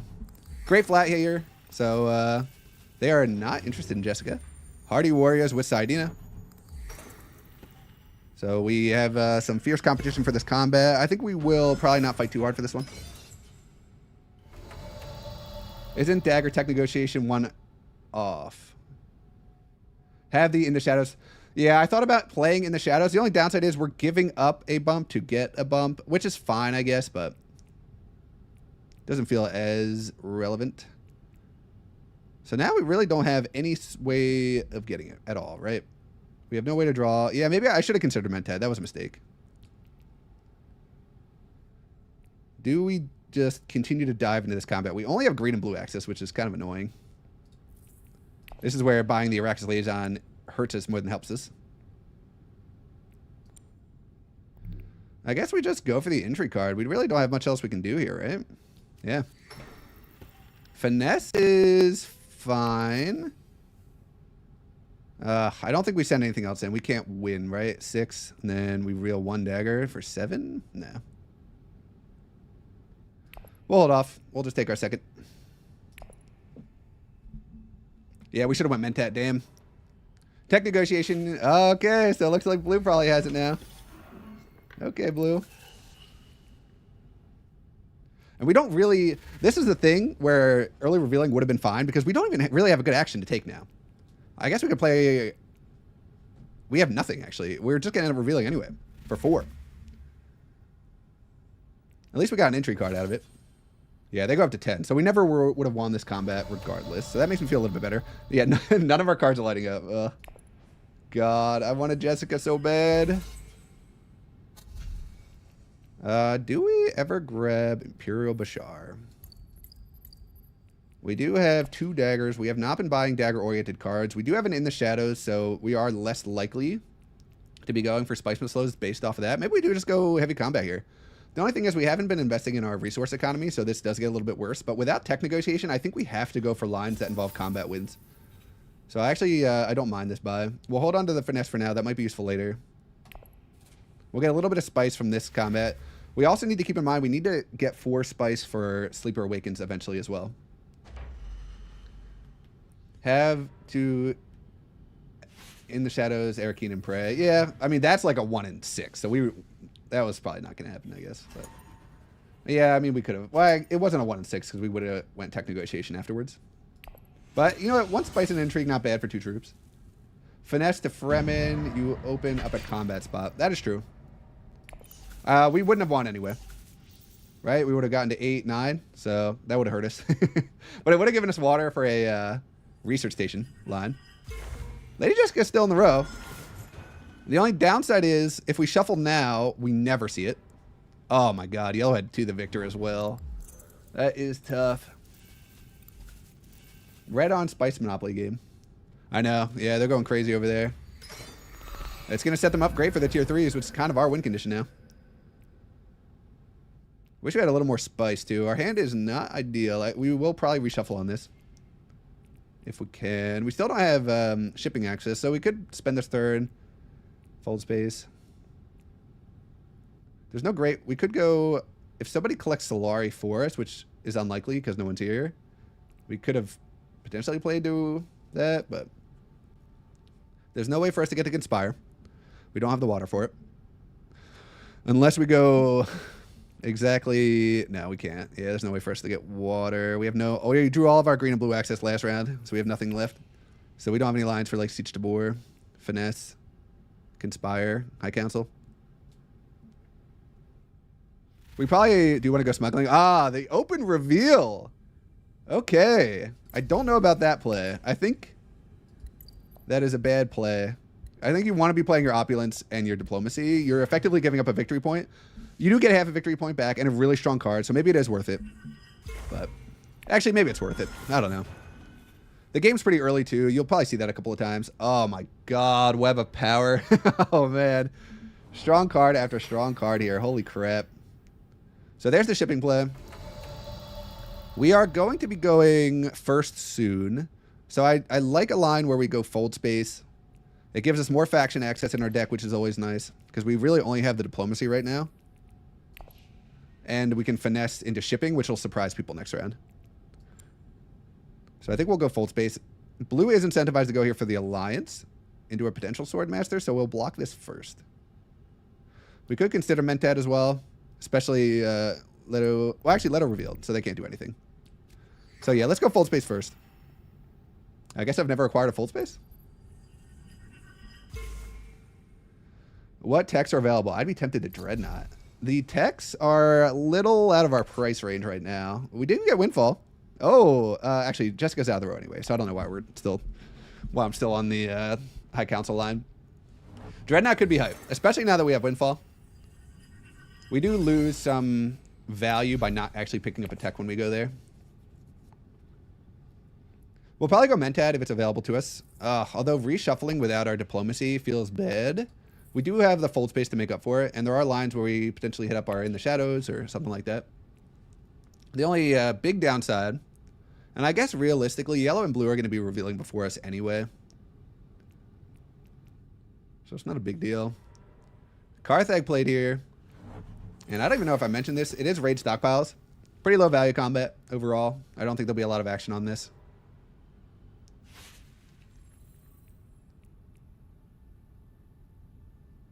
But they'll probably limp the one troop.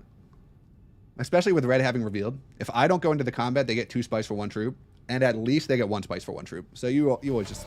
Oh, wow. Greedy. Okay. I like smuggling here, I think. That sets us up for a ring pseudo-smuggling. Where we can pay a spice with our ring, go up and down. With just smuggling. I think that's fine. Do we ever early reveal for this? No, I don't think so. It is really good. Don't get me wrong. I am tempted, though. Man, am I tempted to early reveal. There are maybe we have gotten 0 points from factions. Maybe we just go for a spy satellites. We just go Haga Basin. We get 3 spice. We buy satellites with dagger. That puts us up to 4. Yellow's only revealing 3, and blue hasn't revealed yet, although they do have 4 cards. So there is a world where we actually get this on 4 too. Let's go. Okay, let's go for the Dreadnought play. We can't get the Dreadnought in this round, which is a little lame, but I think it's fine. We really only need to limp 1 troop to get the spice anyway.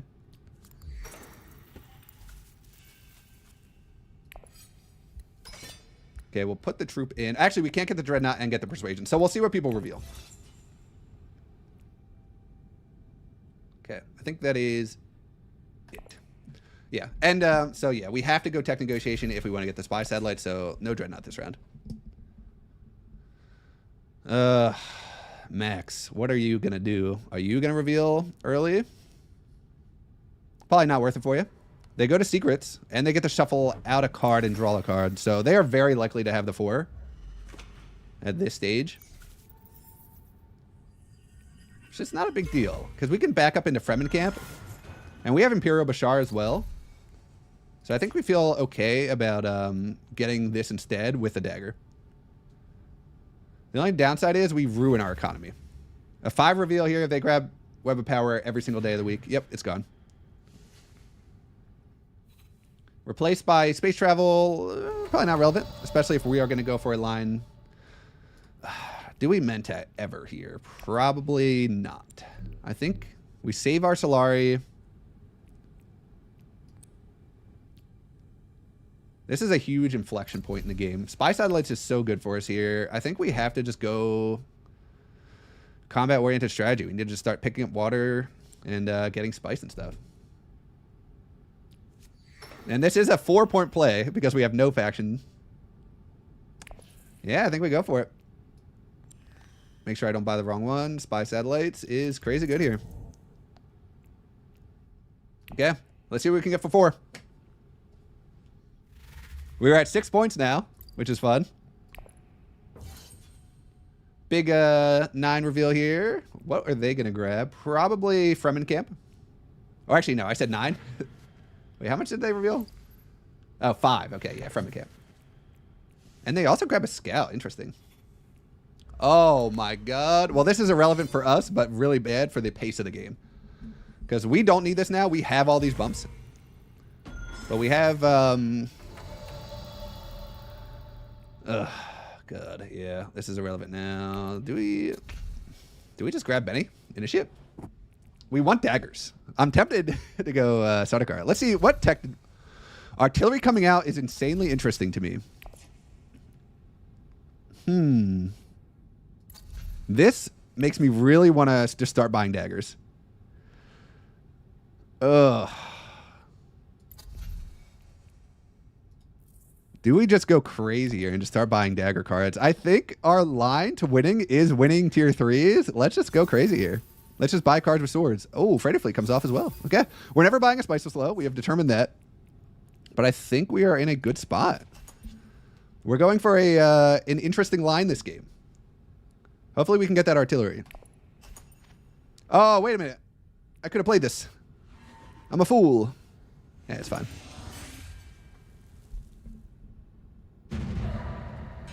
I thought they had way more in. Did they retreat? Am I brain dead? Oh, they did retreat. I should have played this. I could have stolen an extra spice and an entry card. It's fine, though. We really don't miss out on too much here. We draw our faction, one of our faction accesses now.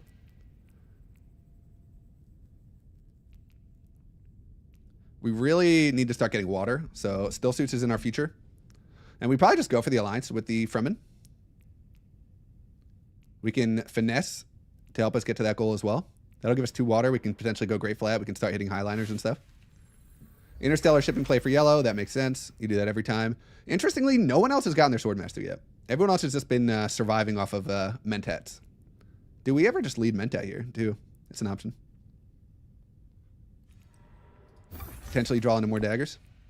The only downside is we do give up our dagger for a tech negotiation play fleet. Or a tech negotiation play.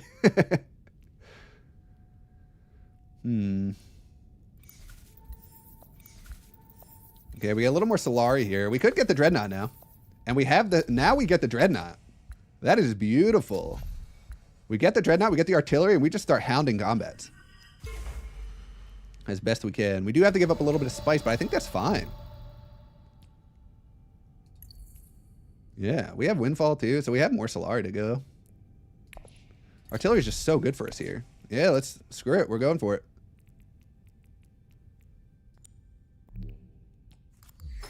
We have to win combats now. That's the name of the game. We grab the artillery. We're going to war. We are going to war. Okay. And I think that is it. I don't think we can change our mind anyway. Sonic Snoopers comes off. Not a bad one as well. We do have a lot of entry cards, some of which we would not be... feel too bad to throw back. But there's the Mentat play. Maybe a Mentat play would have been a little bit better, but I think we're chilling. We probably want to go Fremen Still Suits, get our Dreadnought in. We would love to draw cards. It's going to be tough at this stage. Our ring is pretty useless to us now because we're ignoring the shipping track. So our leader was a blank leader that just gave us 2 entry cards at the beginning. Hey, Orsky, great to see some Ix being played. Yeah, I've been meaning to get to the digital lab now that Ix is out. We are effectively at 6 victory points with our and now we have artillery for some endgame stuff.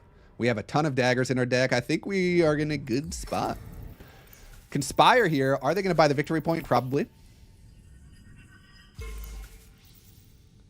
And we'll go for the Fremen Alliance. Yeah. Do we win this combat? Probably not. We could draw into Sardaukar or Imperial Bashar. Honestly, with Freighter Fleet, maybe our ring is a little bit better. We need to remember our side quest of getting the Sleeper Must Awaken. This is critical to our strategy. Absolutely critical. What does Yellow want to do here? A lot of people with a lot of spice. Highliner is going to be a very busy spot in 2 rounds time. Do people go in for this combat? Is the question. This is kind of the interesting contrast to Uprising, where in Uprising, the 2nd and 3rd place rewards are very decent to where there's a lot more competition for them. Like, if you look at the 2nd and 3rd place rewards here, 1 spice and an entry card at this stage of the game, very low impact. So people are going to be just playing for first and not really caring about the limps as much. We do have a Highliner, which is great for us. We want to see people wasting all their spice now. They're going to try and challenge Blue for this alliance as well, which is going to waste a lot of bumps in time. And they just throw them all in there. Why not? Okay, so that feels good for us. So we are going to work on the Fremen Alliance. We're going to get some water so we can start collecting spice. Do we ever actually just go here instead? Well, now that we've gone to Still Suits, we do not. And we want to make good use of our faction access while we can. So we will send in our Dreadnought. Fortunately, we do not get to utilize our artillery this round unless we go Arkeen and draw into it. Oh, okay, never mind. There goes the Arkeen. But it's fine. We want all of our daggers in our deck anyway for when we're going for a combat we want to win. So we're pretty much just limping this for as much value as we can get. a question we're going to have to ask ourselves is Dune to smuggling or we'll select a breeding play, okay. Or Dune to Imperial Basin for 2 spice. Because remember, we do have Sleeper Must Awaken here, so we are highly, highly incentivized to collect spice now. Of course, going smuggling does net us spice eventually. It does get us 2. But likely, in order to collect, we're going to have to use our ring, which costs us a spice. So we do end up going... we do only get 1. And the faction bump is less valuable to us because we have spy satellites. But the 2 troops could be big for winning a tier 3. So that's where I'm a little bit torn here. I think given my leader's stuff and the fact that we go first next round so we can grab this regardless, I think it is smuggling. And we can just grab this next round, assuming blue doesn't take it here. So we'll advance. We'll hold on to this for the Alliance Steel. And we'll hold on to this just to make it a little bit harder to play around us in the combats. I think that's the line.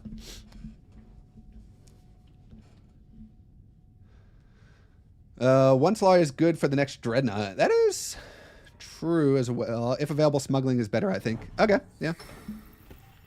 Yeah, we really are not incentivized to be going faction spots anymore. We are playing off the rest of the board unless we get a really good benefit from these. But we do get a free spice for Dreadnought, so that has been value. Guild Compact for red at this stage. It is interesting. We will reveal. I think we have to reveal. Court Intrigue is interesting to me as well. It is just more daggers, so we take daggers. We are in the business. Oh, we do reveal a Web of Power, though, so maybe not worth. Maybe not.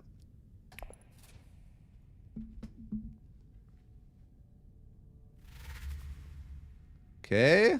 5 and 3 dagger reveal here for a Kaz. Are they... They do have 2 intrigue cards behind as well. We would love to see some intrigue cards being burned in this combat. It's very close.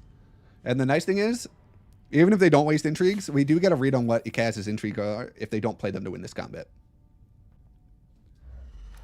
Hey, Paul, any dev diaries for Bloodlines coming out? I really enjoy those. Yeah, they're sweet. I probably wouldn't expect those for a little while, you know, given that the announcement just happened, but you never know. Power play here for Ikaz. The nice thing is we don't have to worry about faction at all, so we are chilling in that regard. No one has High Council seat or Swordmaster still besides us, which is crazy. Contrast that the last game where everyone had Swordmaster and everyone had High Council. That just goes to show how important the combats are in determining kind of how flushed with Solari people are. So we got 1 spice for that combat. We are at 6 points still. We get 3 from Spy Satellites. Ton of spice on the Great Flat right now. Sort Through the Chaos comes out. Totally irrelevant for us. We do get a lot of our daggers too, which is unfortunate. But you know what? An extra action going into the next combat is pretty nice still. We would love to draw into our fold space.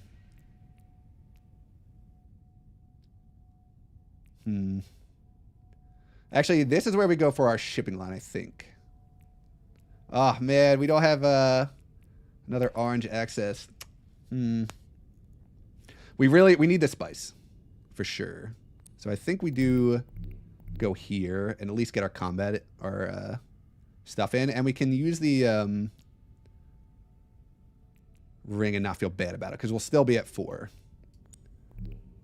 So let's throw our ring in here. Is there a way for us to get 2 Solaria after this? Oh my god, I'm wasting all my time again. Advance and deploy. We'll just keep extracting value. Now we have a lot of daggers in hand, so there is a world where we actually win this combat. This is 5 swords from hand right now, so 8 total. The only downside is we would lose our Dreadnought, which kind of sucks. Love the dev diaries. Oh, yeah. Sweet. Thanks, Paul, for letting us know. Fan I am. Thank you for the $2. You think Bloodlines will add too many cards? No. No. I'm totally down for them to add a ton of cards because... when you think about it, there are some cards. This is less of a problem in Uprising, but there are a lot of cards that are kind of low impact. And we've seen a lot of the powerful cards now, a lot. Uprising doesn't have the same kind of card bloat. And I say bloat very not negatively. With Immortality has a ton of cards, and I think that still plays very fun, very fine. I think Uprising is actually in need of more cards. I think whenever you add more cards to a game, it just opens up the possibility for crazy stuff happening, and I'm all for it. I think I would take more cards. I'll take as many cards as they want to give us. So I don't think that's going to be an issue. I think that's going to be totally fine. And I'm excited for 9 new leaders as well. 9 leaders is insane. I cannot believe they're releasing that many. What did I miss here? Shipping here for Kez. They're working on the Guild Alliance. Signet Ring to Swordmaster, and they are going to potentially chase the Guild Alliance. Okay. You're crazy, Red. What are we going to do with our turn? Probably just get water. Set up for a research station for a tier 3. And then what do we do? Nothing. Can't even Mentat. I wish we could get a little Solari.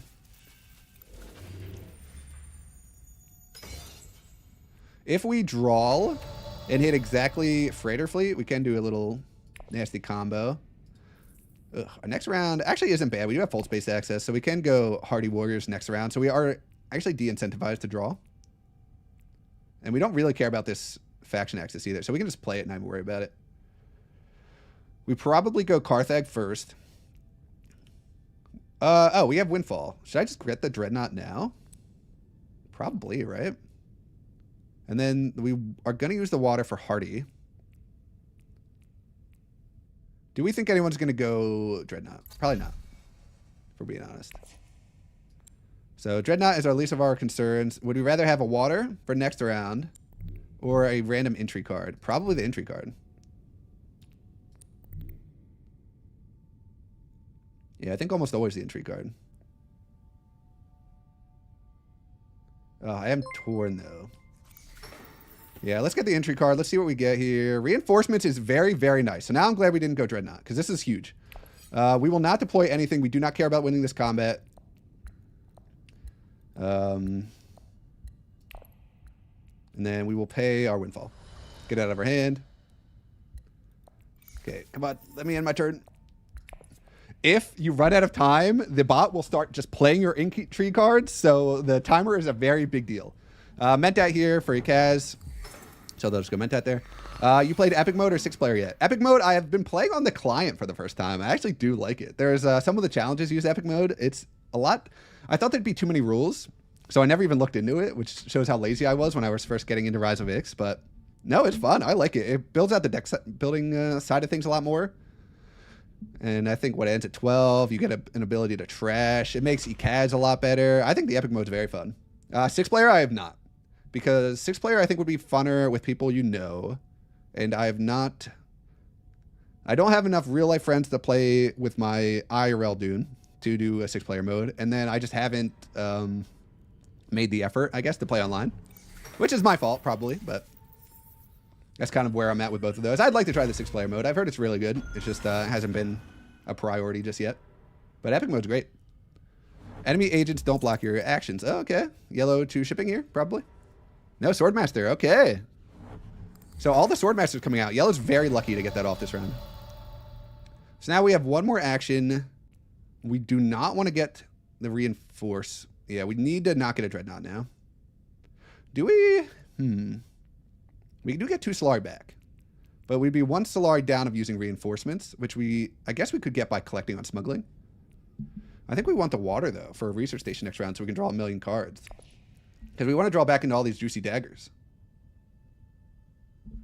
I'm torn. I'm torn. Do we think anyone's going to collect Solari at this stage? Maybe yellow. So they could go High Council. I really want this Dreadnought. I will feel really bad if I cannot play reinforcements next round because of that play, though. It's the only thing.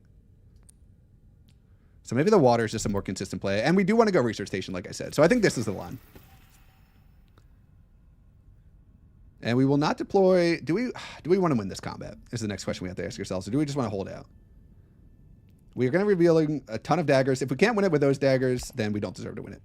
That's my thought. Oh, wait, we should. Okay, never mind. We still have time. We need to play an entry card so we're not at risk of being secret stolen next round. Because if we lose, the Sleeper Must Awaken, we are screwed. So we will play this with our last action. Or we could just play our finesse now as well. Spend 1 intrigue, so not steal, because you'll get an intrigue card. Oh yeah, cool, nice. Thankfully I realized it on my own before, but that would have been a great reminder. Water. Yeah, I think water's a line, so we can hit research station next round. I think that is better for us overall. I think we do win this combat, which means we will be losing this Dreadnought for the next round, but I think that's fine. And that's part of the reason why saving the 2 garrison troops is a bigger deal as well.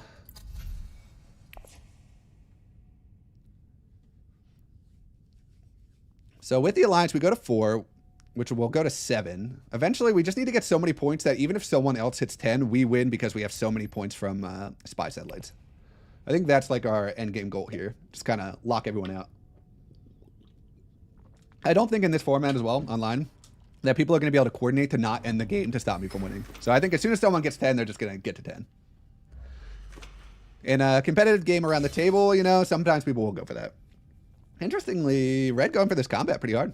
I'm fine with that. We're going to go to 8 here, so they will have to play something. Selective breeding for yellow here. So they're going to go for a, what's it called? Spice and Slow. And they trash. They get a bunch of rewards from that Web of Power. I think, did they get them all? They do. Oh, nope. They don't get the Emperor one. Okay, so we don't play this. We don't play the, oh, we could just dump this, actually. We're going to do it eventually anyway. And it lets it be known that we're going for the Fremen Alliance, so I think this is fine. Where do we shift away from? Probably the Emperor. Seems the least impactful right now. Well, hold on. We don't want people to know we have this. So we'll greed out for it a little bit. So we go up to 8 swords here. And I think that's it, right? We have reinforcement, sleeper, yes. Okay. Bindu suspension here. So they'll draw a card. They're also hoping to hit a Spice of Slow here, it looks like. Hard when nobody has High Council, which is great for us. But they do get to 11 anyway.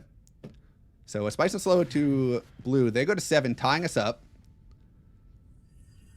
We really need the next combat to not be the 2 persuasion one. I'm going to say it now. That is a disaster for us. Oh, actually, blue just buys... Oh, they're crazy. Okay, they just buy Chom Directorship for a bump with everybody. So, kind of sucks. We do not want people going after our Fremen Alliance at all. It is pretty much the only thing we have going for us here. But luckily, we have our thing all the way to the top here. Our ship. I don't know. Or, yeah, is it just called a ship? I don't know. Or a little circle there. Blue continues trashing cards. So their deck's getting pretty thin now. Our deck is fat and filled with daggers, which is what we want, given the scenario.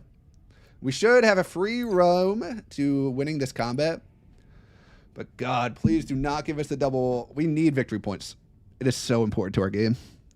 What is it, a 1 in 5 that we hit it? So 20% chance we get a little bit screwed on this combat. Not terribly likely, but it is possible. We'll have 4 and 2 daggers. So, interestingly, Leto ties us up. Are they going to play their entry card for this? Probably not. They do grab a Fremen camp. Ixian Engineer, we are 1 off of. That could have been something we considered. We didn't have the persuasion for it, obviously, but... Anyone else get the glitch where it has where you can't trash with disposal facility and also coordination? That happened to me. I wonder if the persuasion, you need to have the persuasion in order for it to affect. Like if you buy something first, then it doesn't count you as having the persuasion. Because that happened to me. It was so annoying. I revealed, I'm like, okay, I'll trash, but I bought a card first. And then once you buy a card, your persuasion drops. Private Army? Oh, that is perfect for us. That is so good.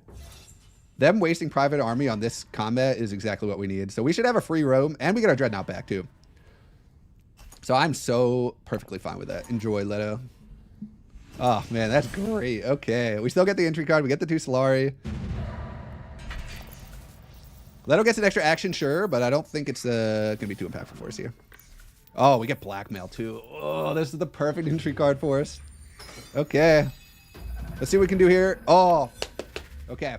Battle for Carthage. We're doing stuff. We're really hoping we can get to Hardy Warriors here with our Fold Space.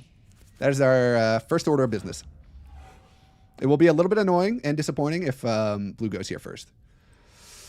Oh, they go Still Suits. You're so annoying. It's fine, though. We still potentially beat them there. We just need no one else to go Hardy Warriors. Because the nice thing we have is we can go Hardy Warriors. It'll give us the water back. And if we draw into any of our many blue access, we can go Research Station and draw 1,000,000 cards. Nobody has Highlander Spice right now. There is a bunch of Spice on Haga, which I'm surprised Blue wasn't interested in, but I guess Blue really wants to lock down this alliance. Very greedy to have this many alliances, but these are pretty shored up. So they really only have to compete with me on this one.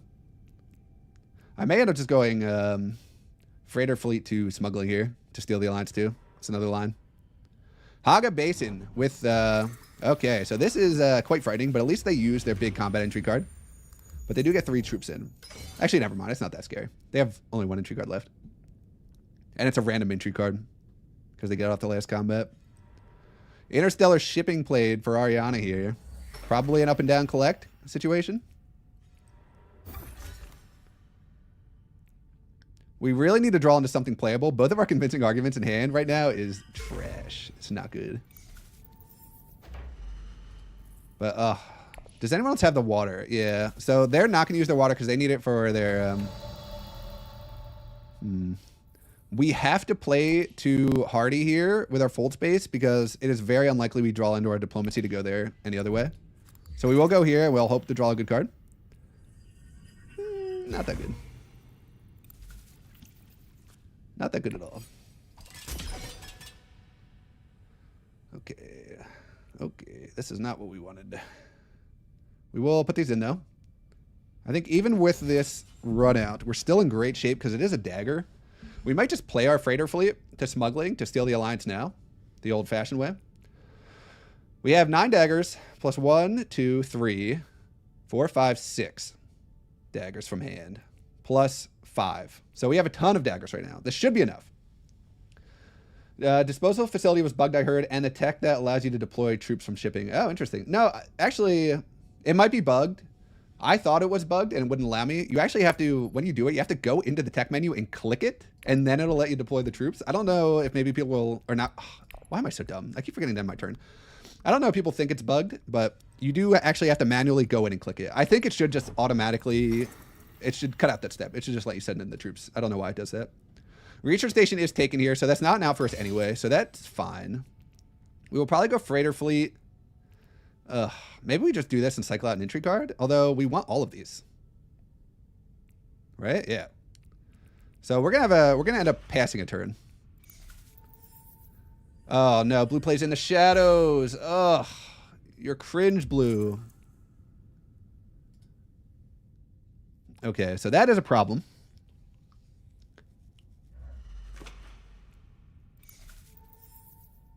Oh, wait. Oh, they're going there. Nice. Oh, perfect. Okay, cool. Yeah, go for the guaranteed. I'm going to chase you to the depths of hell. Ah, nice. Okay. Cool.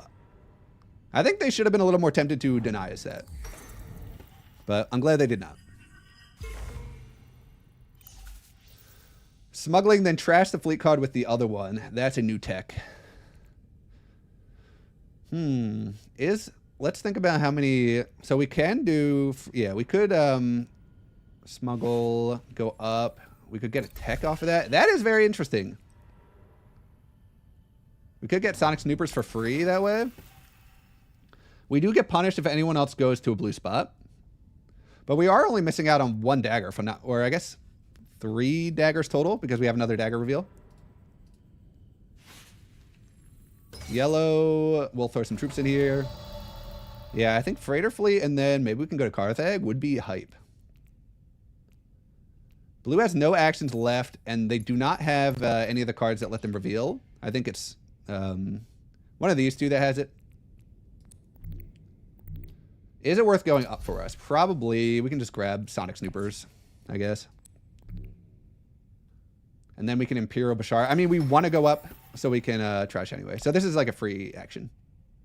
And then, yeah, we'll trash it. We'll get a bunch of dagger. Yeah, okay, cool. I like this line. I like this line. This is cool. Let's see. And I think we are good. So hopefully we can get to Carthage or Siege Tabor. We are hard punished if we cannot get there. We have 9 daggers from Blue. And a rapid. Okay. Blue is scary AF right now. We might still be able to beat him. We probably can. I wish Arakeen was available to us. So we'll go to 4. We'll go to 7 once we steal this alliance. And blue will drop that down to 7.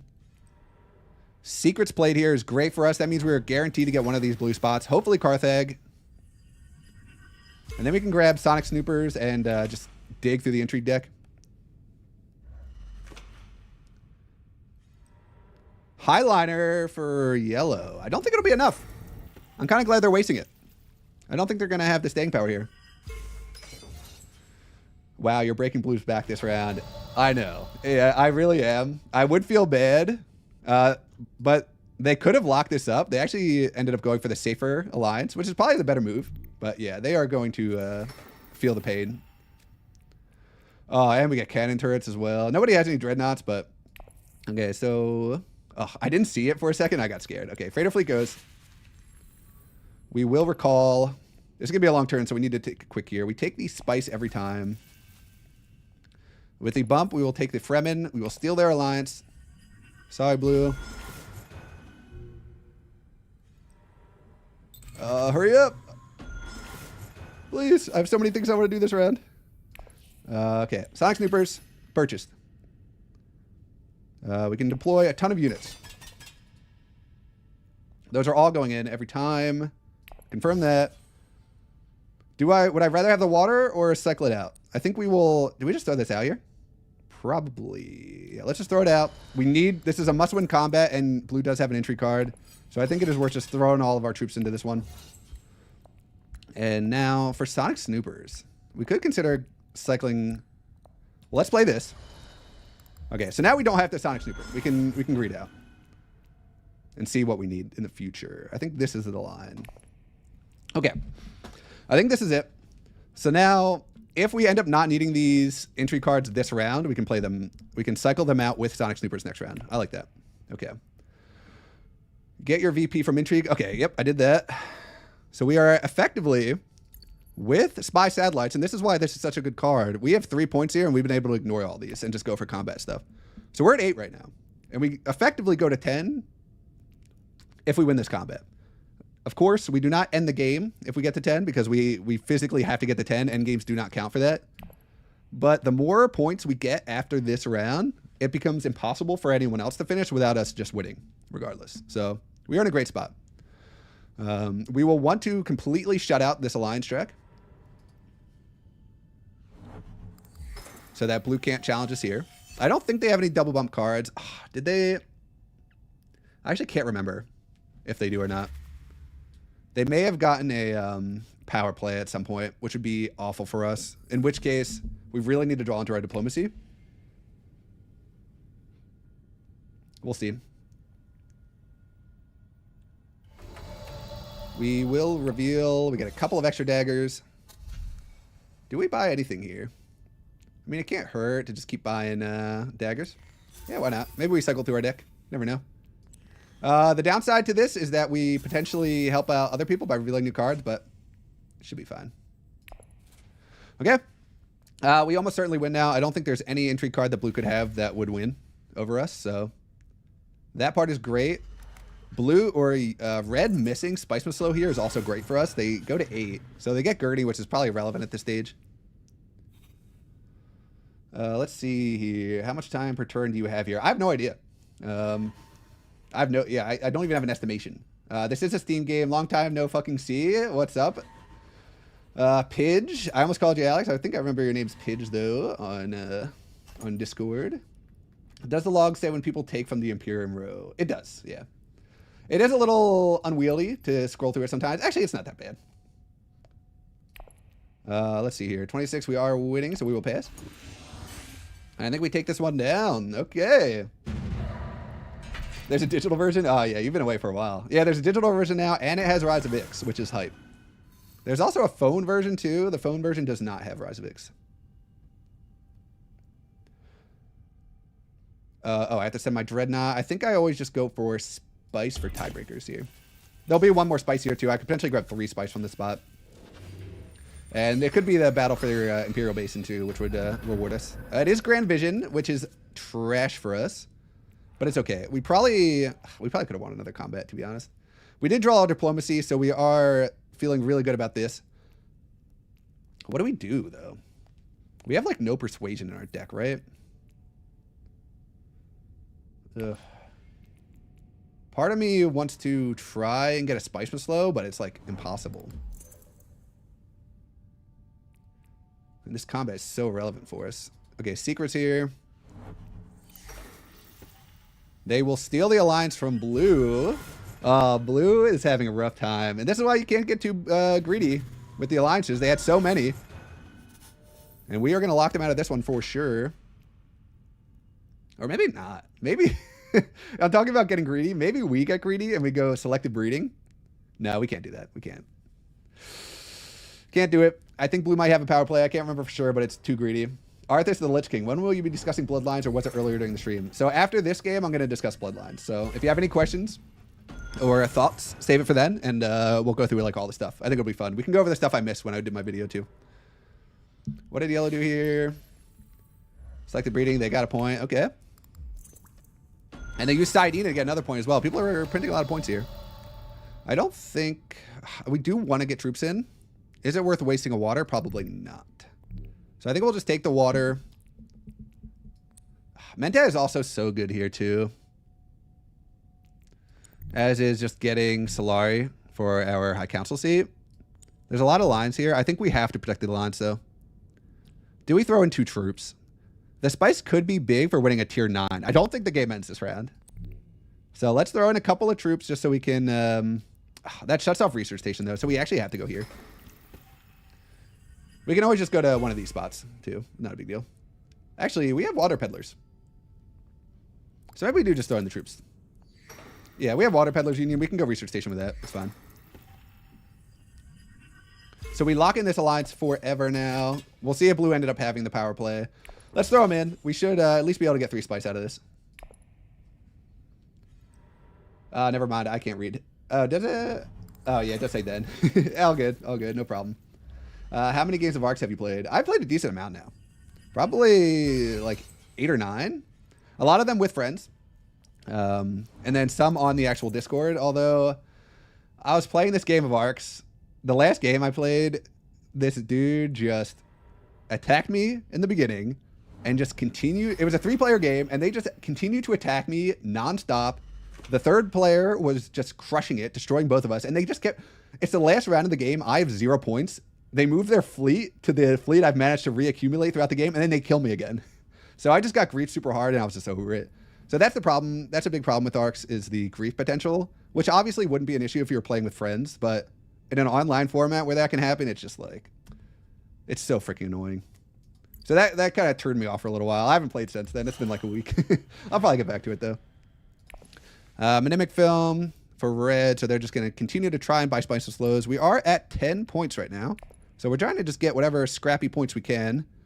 Which, unfortunately, I don't think is many. We could go Chomarchy for tiebreakers. That's probably our next line. Imperial Basin. And then we just try to pick up Chomarchy. We could go Dreadnought. Set up for next round. Kind of like this line. So we go Dune Desert Planet, then we go Dreadnought. Research Station is still available if we want it. I think we save it for next round, though. I don't think we want it just yet. Because we don't really care about this combat, and Research Station just gives us a bunch of extra daggers. And because there's no way we're getting a Spice Slow this round. So we'll just go here. We'll get 3 Spice, and then we'll hit Dreadnought if no one else goes there. I think that's a good line. Can't you lock in with the In the Shadows? I cannot because I don't have the 2 influence with the Benny. So this is actually turned off right now.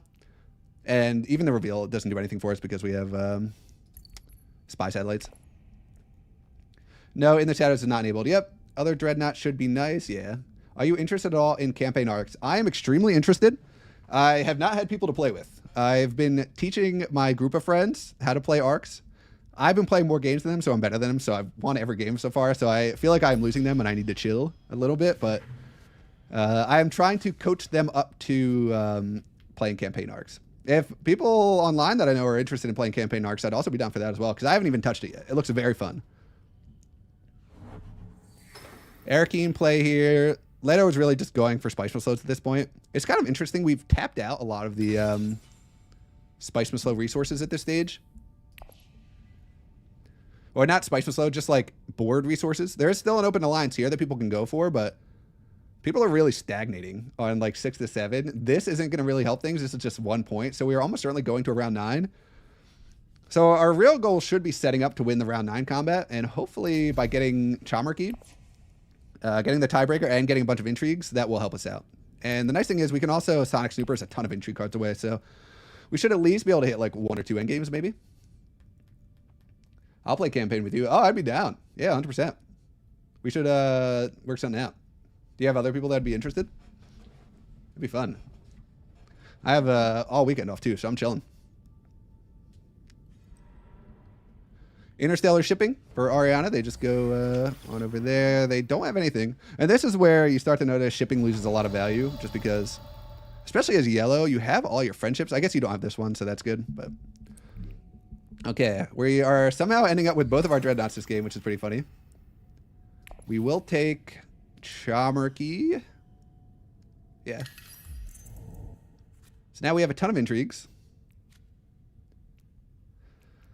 So we hold on, I think we hold on to all of our combat ones. Now the downside of this is that we can be secret stolen here. Do we care though? If we get secret stolen? Probably. So do I dump? I think I dump water peddlers. We're going to want the 2 water for research station next round anyway. Actually, we know exactly what our hand's going to be next round. Okay, we will have blue access, so we can go research station. So we will dump this. Because we really do need that water. Do I dump this now? I think because we have all these combats, I think we just... Is there anything we'd hate to draw? We really don't want to draw. I think... Let's just do it. Let's just get it out. Dagger is fine. Do we trash it? No, let's just draw the damn thing. Yeah, let's just draw it. And it enables us to buy Imperial Spy for more daggers next round. I was tempted to Sonic Snoopers, but if we Sonic Snoopers that back and we get something we can't play, then we are guaranteed to be secret stolen if yellow wants to. Actually, it is blocked. They would have to do it with their first action next round. Maybe I could have agreed it out there. Maybe I could have agreed it out. I just didn't want to lose any of my combats because if you think about it, if one of these gets stolen, we lose 5 and someone else gains 5 on us. That's a 10 swing. So I'm playing exactly around Ariana going secrets first next round and stealing from us. Might have been a dumb play, but I'll live with it. Little passive. Okay, Spice was slow here for blue. They are at 8 now. We do win tiebreakers, so our end game is even more scary now. I wish the Ixion Engineer was still around. We missed the boat on that one. 10 reveal here. So do they get that? I don't think I ever play one of these. We do need to get a Spice next round. But we have 2 dreadnoughts. We have 2 water for research station. We can draw 1 million daggers. Hopefully that is enough. But we will see. We need to pick up a Spice. Ariana goes to 7 here. We will reveal. We get the bump here, which is doesn't really do anything because we have the end game anyway, but at least it puts us closer to potentially ending. And I think we just are always taking dagger cards. Dagger cards are good for us. And we are drawing into at least 5 daggers next round with artillery. Web of Power reveal here. So they are going to go for the Alliance, which is a bad... I guess they don't really have any other options, but... Yeah, never mind. They don't have any other options. All the other alliances are locked in. So they might as well. The only thing is, blue is going to challenge you on this, but there's no point to not go for it. Okay, they go to 8. We will get 3 Spice from this, so we will be able to play Private Army. I do not think it is worth... No, yeah, we'd have to... Yeah, no, it's not. It's never worth. Okay, so we'll just go for the 3 Spice. Not that we have a choice. The new tech is Hollow Protectors. Probably not relevant to us. Spaceport could be interesting for drawing cards. Probably not, but it is a backdoor option for us if we need it, which is nice. Ariana has 3 water, but they do not want to go research station. They want to use that for Sayadina. So we should have free reign of research station next round, and we have the blue access guaranteed. So we're in good shape. We're in good shape. We're going to pass, of course. We'll take our 3 free Spice.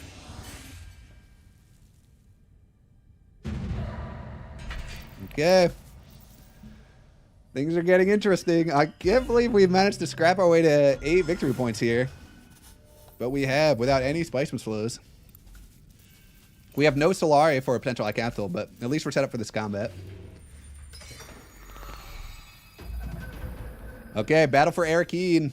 Nobody has a banner on it, so no rewards there. So we will be going within the shadows, because it has no daggers or persuasion, because there is a world where we can backdoor into a Spiceman's Flow if we draw enough. There's no way you go Research Station right here. Although, no, okay, yeah, they've reshuffled, so. Interstellar shipping is beautiful for us.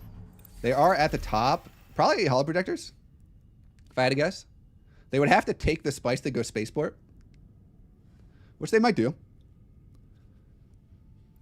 This is a 1-card exchange, which is kind of like drawing 1 card if you're getting rid of a no persuasion card. This is just 2 free card draw. We're kind of hoping they draw Hollow Projectors. We'd like to have this as an out for us.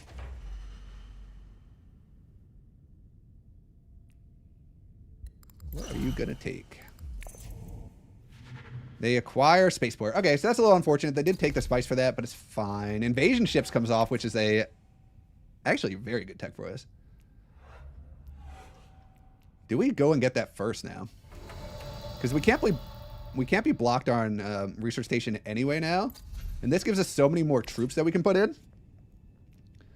Yeah, this is just fantastic, right? We're saving all of our daggers now. I almost used my dagger to go there out of instinct, but I think we'll do it within the shadows and just not discard. Can anyone else take this away from us here?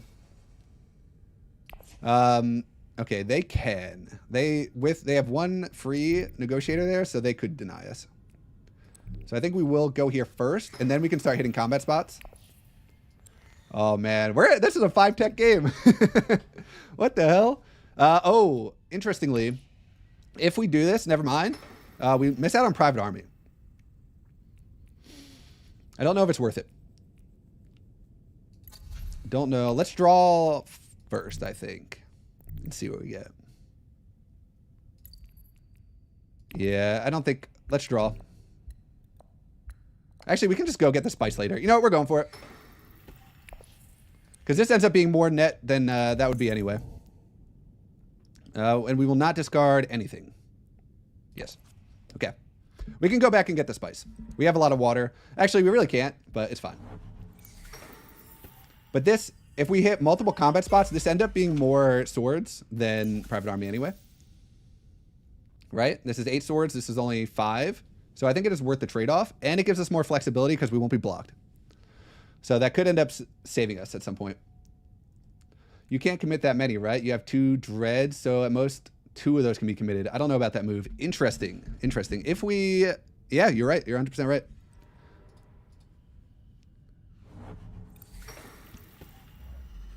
We definitely cannot get them in... Yeah, no. Okay. Okay, we're figuring some stuff out here. Water of Life played for Leto.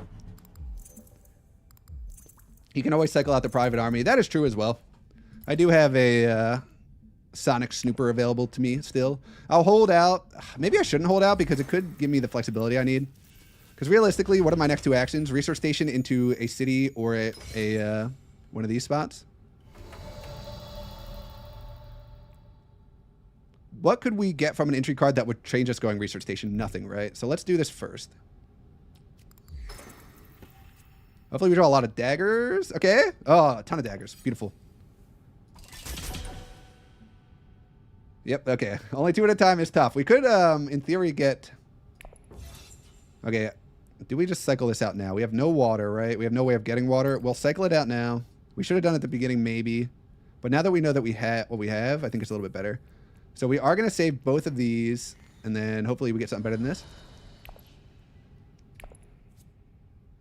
That is not good. Okay. That is a miss. But at least we can go Imperial Basin, throw in 2 more. Ideally, actually, this is 2 swords either way, but it does give us an extra 2 if we go to Carthag. Okay, Carthag is out.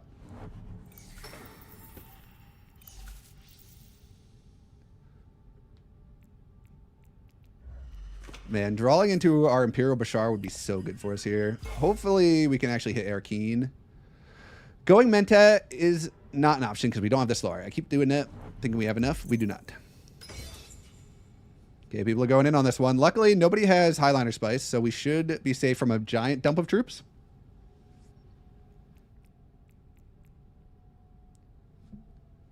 Yeah, so playing this to here would get us 4, whereas revealing it would only get us 2. And it would potentially draw us into more daggers. So playing this to Arakeen is going to be our line. If not, then we just really just want to get any kind of troops in we can. So we're going to one of these. Ooh, this is not good. This is bad. Because now all the combat spots are gone if yellow goes to Arakeen. Dang. Don't go to Arakeen, please. I beg you. Don't you want your High Council seat with all that Solari? Oh, man. Mistakes were made. Oh, yeah. Lizzles, thank you. I forgot about invasion ships already. It was part of the reason for buying the damn thing. I can go anywhere I want. So, I think, interestingly, we will have to make a decision with regard to Carthag versus Arakeen here. Carthag could be swords. Arakeen is what? 3 out of 9? 1 in 3 chance of getting 2 more swords out of it. Whereas an intrigue card could potentially be useless, like this one. We are at 7 persuasion right now. So there is a world where if we draw and hit a 2 persuasion card, okay, it's a 1, a 1 in 9, but that means we have a 4 and 9 of drawing a useful card. So I think it is going to be Arakeen. And we're pretty much happy with anything with daggers or 2 persuasion. Right? Yeah. Then we just hope we can win. 1 off Spice and Slow. I could do Spice and Slow as well. It makes it much less likely for me to win the combat. Although red does have 3 entry cards, so am I winning this combat anyway? I have 9 swords, so I'm at 15 right now. This gets me even more plus these. I think I just go all out for the combat win. I think that's my line. I could go there, but I think this is probably better. So I'm going to do this. And we get the convincing argument. What the hell? Sometimes lucky? Okay, and we just throw them all in. So now, yeah, we got there. Beautiful. Better to be lucky than good, some say. 5 dagger reveal for Ikaz. That is irrelevant to us. Unless they have a ton of sword intrigues, we should be fine. And we threw away a private army, which no one else can have now because of that. I mean, there's more than 1 private army, but it seems less likely now that they'll have it. And now it's red's move. I do... this is a lot of swords. Yeah. We should be able to get there. Hopefully. Okay, what are you going to do? Not a lot of options left there, Ariana.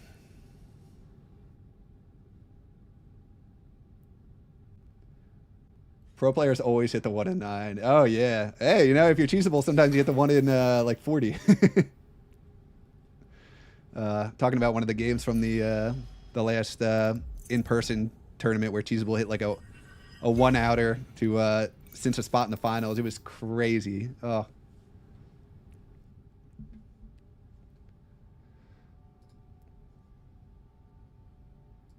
What did yellow do? Oh, it's still... Okay, yellow hasn't done anything. I saw that live. I know. I saw it live. I saw the reactions of people that got kicked out of the finals because of that. Man. Heartbreaking. Okay, so they do end up going big here. We will play this. Take our Spice Must Flow. We don't need it on top of the deck. That is sure. Okay, we're at 21 with a lot of daggers behind. Let's see what people can do. Can they stop us? I need to go find that clip. Actually, that might be online. I feel like they uploaded that game. I can't remember. I didn't watch it because I watched it live. I feel like that might be on a channel somewhere. Either the Direwolf one or Hidden Assets or something. I can't remember. I remember I once hit Lisan on last round from Imperium Row for Spice Draw victory. Damn. Okay. Okay, Charisma played here. That's good. Any intrigue card they play that's not a combat intrigue is going to be good for us. Especially yellow because they have the most swords right now. Pretty unlikely that Leto is able to stop us here, especially with no Spice behind. The big sword intrigue cards require spice besides blackmail, which we have.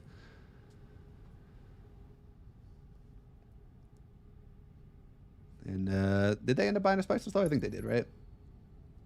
They did not. Ah, didn't get to play the Sayadina. That is tragic. They couldn't draw into it. Okay, they have War Chest. They're coming after us here. That is their last entry card, so we should be able to cinch it with our blackmail. So we will launch that in. Doesn't matter. We will just go down with... We could go down with the Benny to be funny, but whatever. It doesn't matter. We actually definitely want to cross, so we won't. I mean, we cross anyway. It doesn't matter.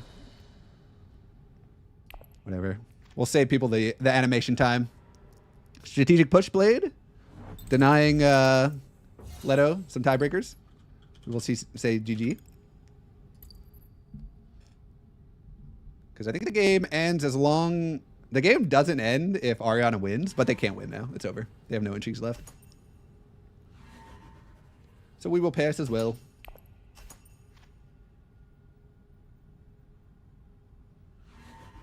Okay, I think we're going to take this one down with a ton of victory points. So what do we...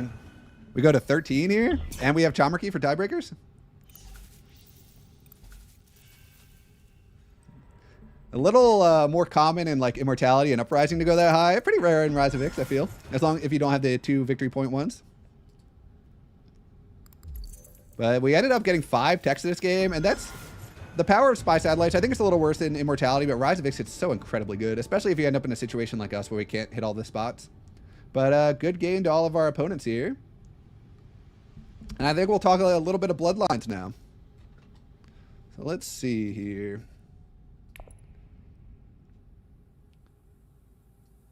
Make you guys all look at my face for a sec. I need to shave, I know.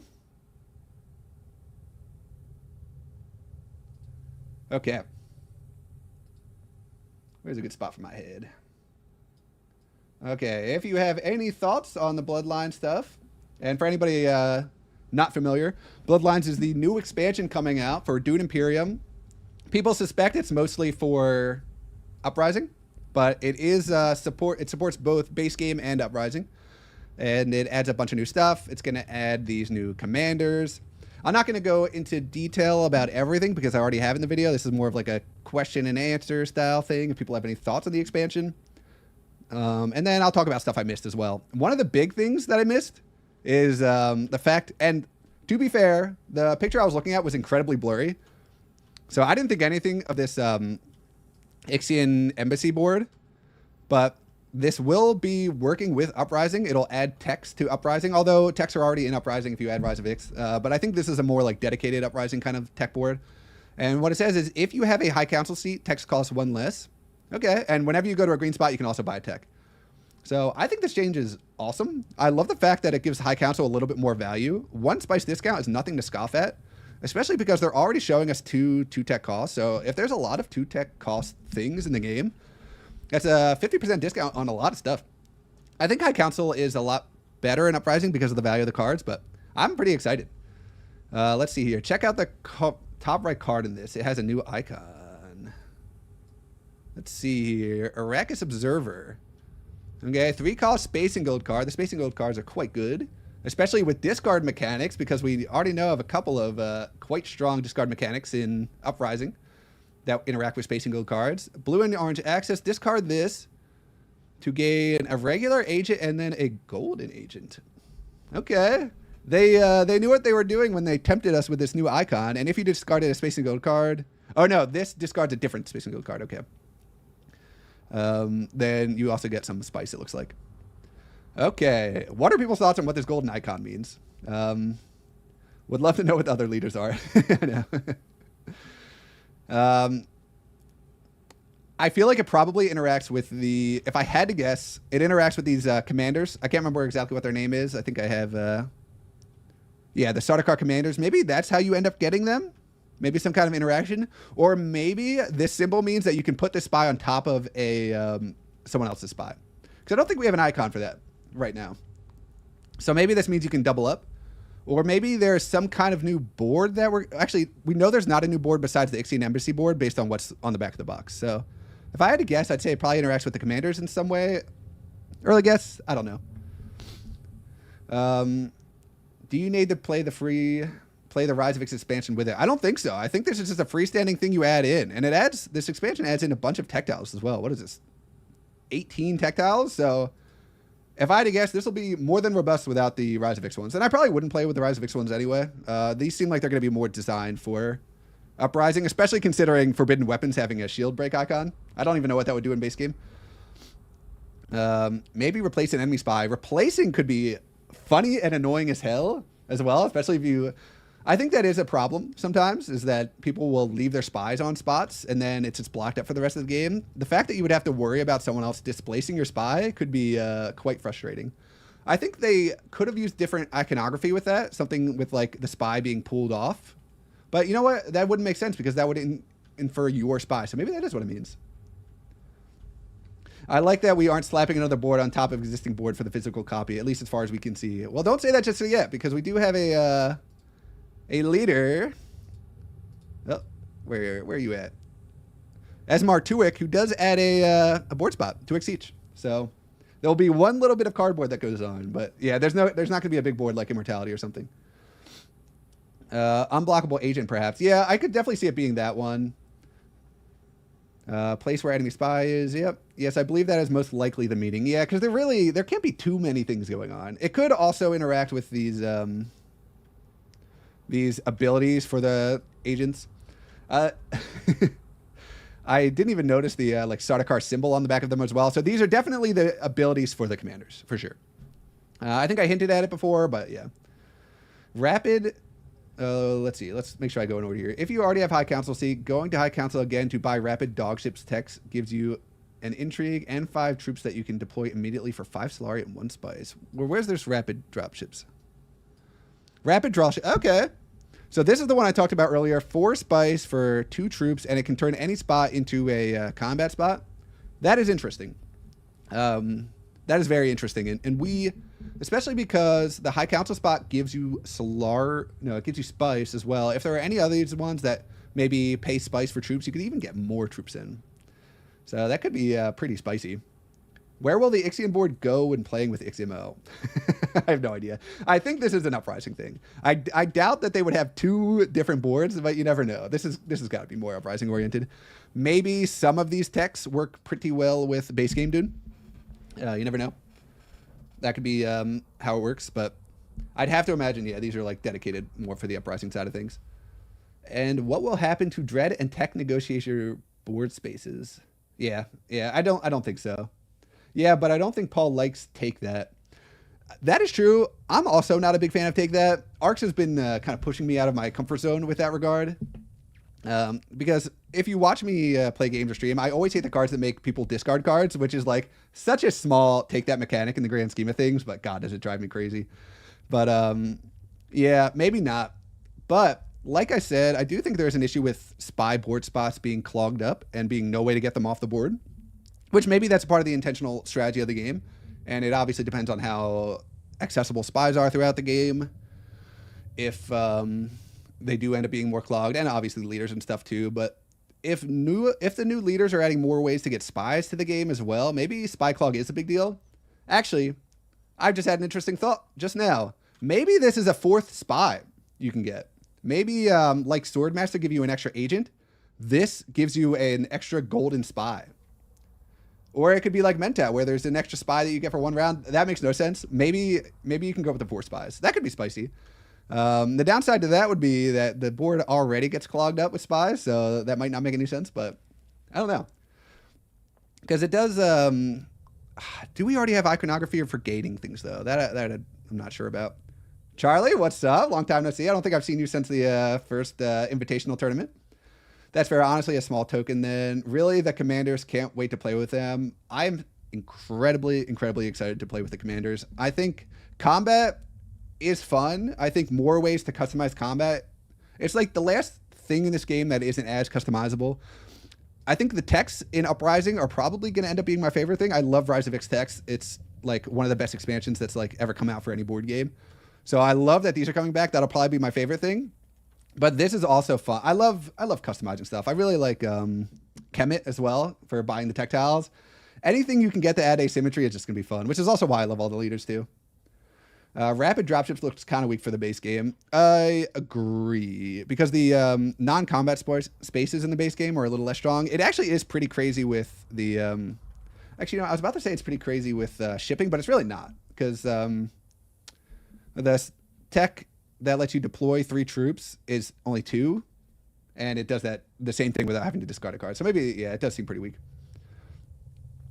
High Council is going to be crazy. And Uprising with this expansion. Agreed, yeah. The Spice discount is cool. And it's nice to see, because Swordmaster is like pretty dominant. I think Uprising's already done a good job of making it less of a dominant force with the discount mechanic.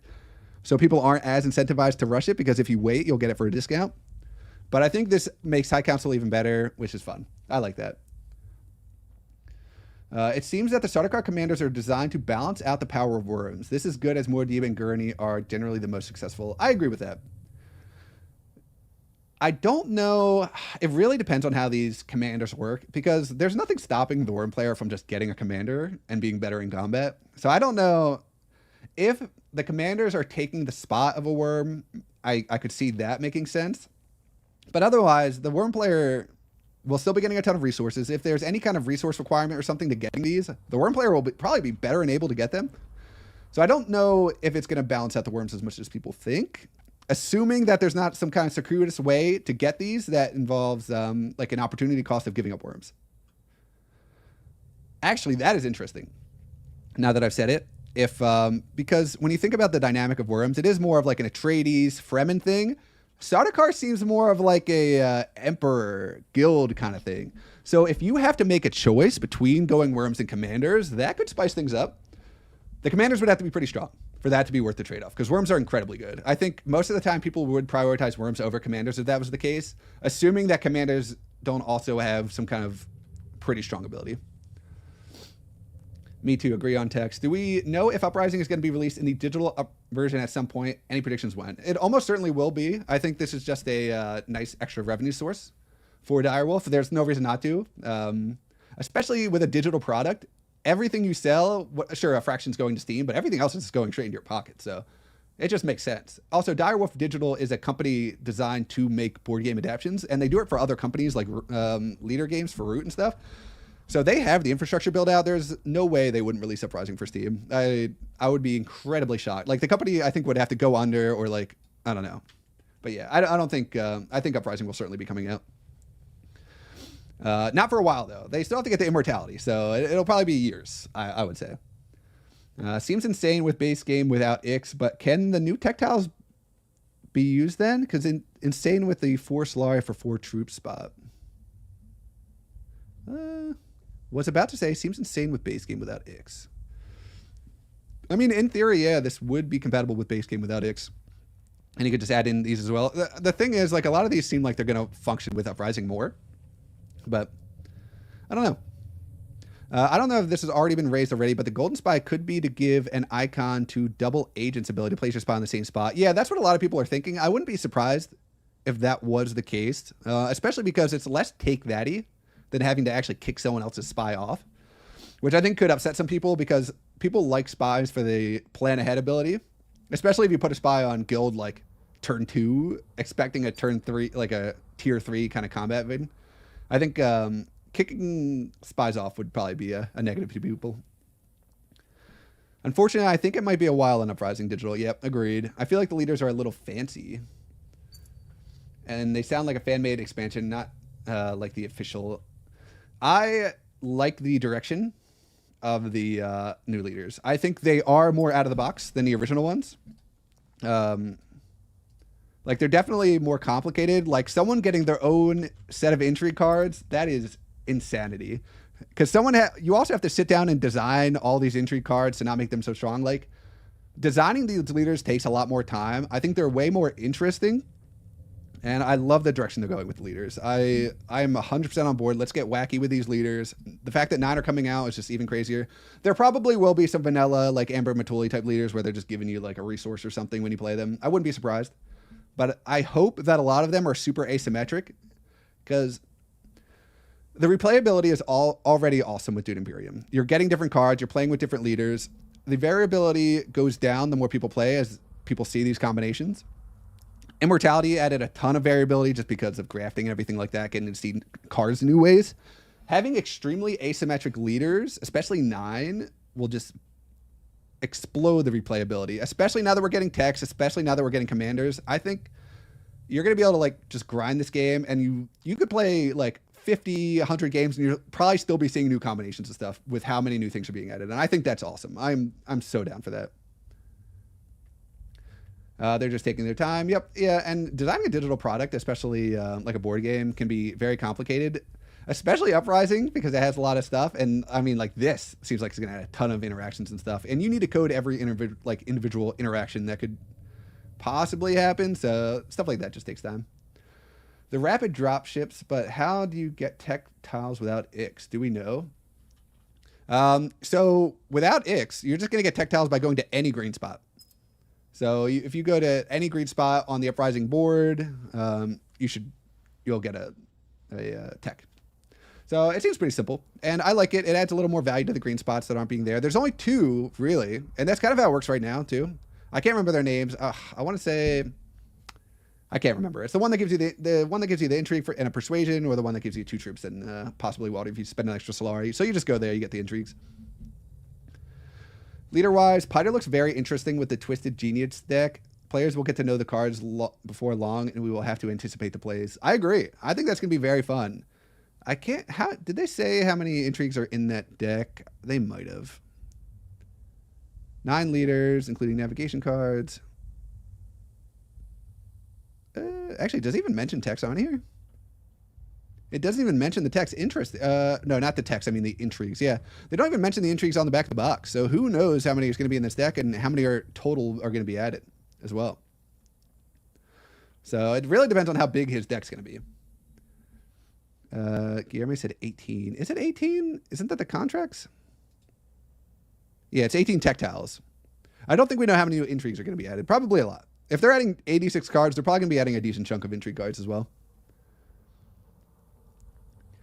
I didn't like Tessie, especially when I started playing, and I didn't want to bother reading what she does. So maybe that's why I'm reluctant towards the new leaders. That is true. And she is a 3 complexity leader as well, which kind of does, at least they warn you ahead of time. But I agree. People that are more casual in the Dune Imperium space, they're going to look at something like Chani. Which one's Chani? They're going to look at this and be like, oh, God. You know what? Honestly, Chani's not even that bad. Steersman Yakroon is the crazy one that people are going to look at this and be like, what the hell is going on?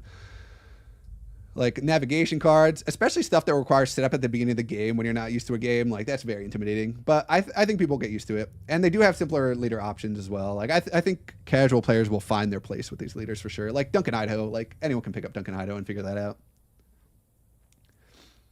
We can see Piter's intrigue cards are weaker with the one on the left. That makes sense because you're getting one per turn for free. I still love the concept, though. I agree. Yeah. Overall, they are going to be weaker. This one says, look at the top card of your deck. You may put it back, discard it, or spend 1 Solari to draw it. So, like, obviously not the strongest ability. And revealing and 1 dagger is, like, not a game changer as well. I wonder if a lot of them will be plot combat. That I don't know. It'll be interesting, but yeah, they're going to be weaker cards, and you never know. They might sprinkle in a strong one, but if there's too many strong ones, you don't want Piter to be broken. You want them to be interesting, not broken. So hopefully we're not seeing too much Piter, and that it's like an interesting design, like an interesting space, and not like Piter probably has one of these 3 intrigue cards that like breaks the game on turn 1. Like, hopefully it's not that kind of thing. Any ideas for Duncan lines? It seems underwhelming in my honest opinion. I go back and forth on Duncan in Uprising, and I'm going to be looking at most of these through the lens of Uprising. Swordmaster is a little de-incentivized in general because you can wait and get it for a little bit cheaper, and there are times when no one grabs it, and then everyone's just playing a 2 Swordmaster game. Additionally, they're making the High Council spot a little bit stronger now as well by getting the tech discounts. So I do think that 2 Solari, the advantage of this is that you can rush Swordmaster. That's going to be your goal with Duncan Idaho, I think, most of the time. So you're probably going to be paying 6 for it most of the time. So if you get any of the Solari combats, you can just pivot that into going and selling 1 spice for 4 Solari and get your Swordmaster that way. I think there are going to be plenty of lines. Especially if they add new combats, we can see what it is. And then the ring, unblocking the space. I didn't mention this when I was looking at it originally too. I didn't even think about it. Unblocking the space feels bad. It does feel bad. Part of the nice thing about a worker placement game is blocking up a spot where someone else can't go there. The non-combat spaces you can go with your ring are not that desirable to where I think this is going to be a big deal. If you play your ring to a combat spot and unblock it, like Arakeen, letting someone else go Arakeen and fight you in the combat, sure, you're getting a free 2 strength plus 2 for the spots. You're getting 2 more in, but you're letting other people hit that spot, which seems a little bit bad. So I'm not super high on Doganado. I think they're going to be fine, not great. It's a good, like, 1 complexity leader. You don't want the 1 complexity leaders to be too strong because you want people to have a reason to play the higher complexity ones. And I think that's part of the problem with some of the meta now is that Gurney and Muad'Dib, who are 2 pretty simple leaders, are kind of taking the spotlight. And then we don't get to see leaders like Jessica, who are more complicated, but generally, like, worse. He can get Swordmaster for 6 and 4, yeah. 86 cards, I guess, includes everything. Oh, that is a good point, actually. Because they didn't specifically say it's 86 cards. Okay, yep, that is a good point. So maybe it's actually not going to be that many cards, because a chunk of these are going to be intrigue cards. That's a very good point. What do you think about them supporting both Uprising and Base? I think that is a really good decision. There's no reason not to support both, realistically, just because you're just missing out on money. You know, like, let's say somebody didn't buy Uprising, but they have base game Dune, there's a very real chance that they will buy Bloodlines, assuming that too many reviewers aren't like, this is just for Uprising, don't buy it. If the general, like, consensus among reviewers and stuff is like, oh yeah, like, it works well with both, like, you're losing money by not designing it for both. And it's not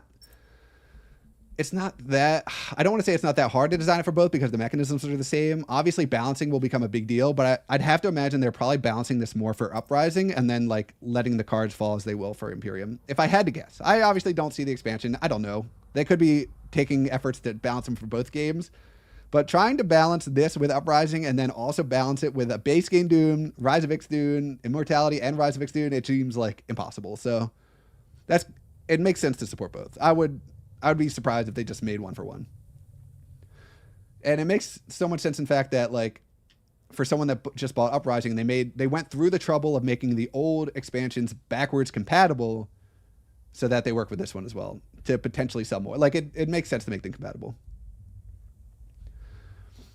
Let's see. I'm going to be playing Putter day 1. He looks like the most fun to me. Probably me as well. I wonder if I'll be able to resist the urge of searching through the deck, though, or if I'll just play it and react as they come. That, I probably won't. I'll probably be digging through that deck if I'm being honest. Steersman for me. Yeah, Steersman seems fun as well. I'm very curious to see how strong the navigation cards are. And for anyone wondering who Steersman is, it's that one I pulled up earlier. This one where you shuffle the navigation cards, and then it kind of works like Tessia, where you just need to get the 2 persuasion, then you can start resolving those. And interestingly, it is what? It's 5. Draw a hand of 5, choose 4. Oh, it's 4. Okay. Because I was about to say, if there's 5, then it incentivizes you to, like, go up and go down, but it's just 4. But it doesn't feel bad if you took extra spice from a desert. Also, note you can deploy your troop on non-combat spaces. Yeah, I think that's big. And the non-combat spaces aren't that strong for the ring, so I think that's fine. Other leaders, who do we think will be included? I'm thinking Count Fenring, Stilgar, Reverend Mother Muhaim, perhaps. Definitely Reverend Mother Muhaim for sure. Who else? There are so many. Do we think there'll be like a Kwisatz version of Paul? They just bring him back for a 3rd time. I wouldn't be surprised. There's no Kwisatz card in this Uprising expansion either. Maybe they just keep bringing back different forms of Paul. They could bring different. I wouldn't be surprised to see some of the base game Dune people brought back in a different form. Like we see, like, I don't know. Well, they can't bring back Leto. Spoilers if you haven't seen the movie, but maybe some of the other ones they could bring back. And there's some more characters from the books they could explore. Paul's kids, Leto Jr. They could bring like people like those people back too. Although they might want to save those for the, like, I assume they're going to come out with a new Dune Imperium for the 3rd movie. So they might want to save some of the characters from the 3rd/4th books for that one. So I don't know. They might be reserving some as well. Is there a reason why Uprising is not played with the expansions on TTS? Hope this changes with Bloodlines. Probably just because it's I don't know. I haven't even tried it, to be honest, so I can't really speak to it too much. Is there... the base game is still much more popular, so it's a wise decision. Agreed, yeah. And, like, base game Dune's, like, in Target stuff, so people are going to be buying that way more often than the other ones, and if they see a new expansion just came out for that, they're, like, pretty likely to buy it, I feel. Does this mean it's not for Ix if they didn't mention it? I'm not sure what you're referring to. Funnier interaction is that Quizix Hadrach probably can retreat Duncan's agent from conflict.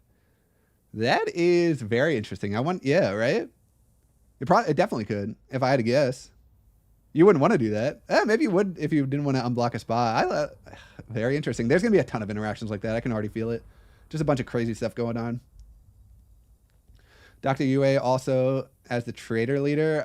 Yeah. Bring him back. What could he be doing, though? His card was so, like, I don't know, unimpactful in base game. I don't know. They could also bring the Mentat. Even though he is a card, they could bring him in. I haven't read the books in so long, I'm like blanking on all the names now. But whoever the Mentat is for Duke Leto. What is his name? Whatever. Doesn't matter. Ring to Imperial Privilege seems funny. It changes max agent turns from 8 to 9. Ring to... I'm not sure. I'm not interpreting it. Yeah, I feel like the OG is pretty complete with XMO. So I see Bloodlines as just an expansion for Uprising. Agreed. Maybe if I'm feeling spicy one day. Like, there's already versions of this game I haven't explored at all. Like 6 players, like Uprising with any of the expansions and stuff. It'll probably just fall into that category of stuff I don't end up trying out just because, you know, there's not a ton of interest in playing it. And I really like the more established versions, but you never know. It's interesting to me they have not released just new leader packs. Maybe that will start happening after Bloodlines. I don't think so. I think you really want to incentivize people to buy expansions. And adding in new leaders is a great way to do that. The leader packs, I'm sure you could probably... Like, how much did they sell for the Arc Nova, like, map pack? They had, like, 2 maps or something. Because you probably wouldn't be getting as much money out of it. I think it's a better incentive if you do it this way. And I like having time for the meta to breathe after something's released. Like Uprising, people have been playing it a ton. I still get a ton of joy out of it. I think it's cool to see like new strategies develop to this day. If they're releasing, sure, I guess it would spicing up the meta more frequently, but I don't know. I kind of like I like it all being released at once. I like reading the design diaries. I don't know. I like how it is. Leto Jr. 10 influence card. Through fear. A 10 influence card. Oh, what would that even look like? Because you just straight up have to give a point. It would probably have to give you a point when you buy it. That maybe some kind of like maker card that gives you the point but also has an ability. That could be fire. I wonder if they're looking into anything like that, going over the 9.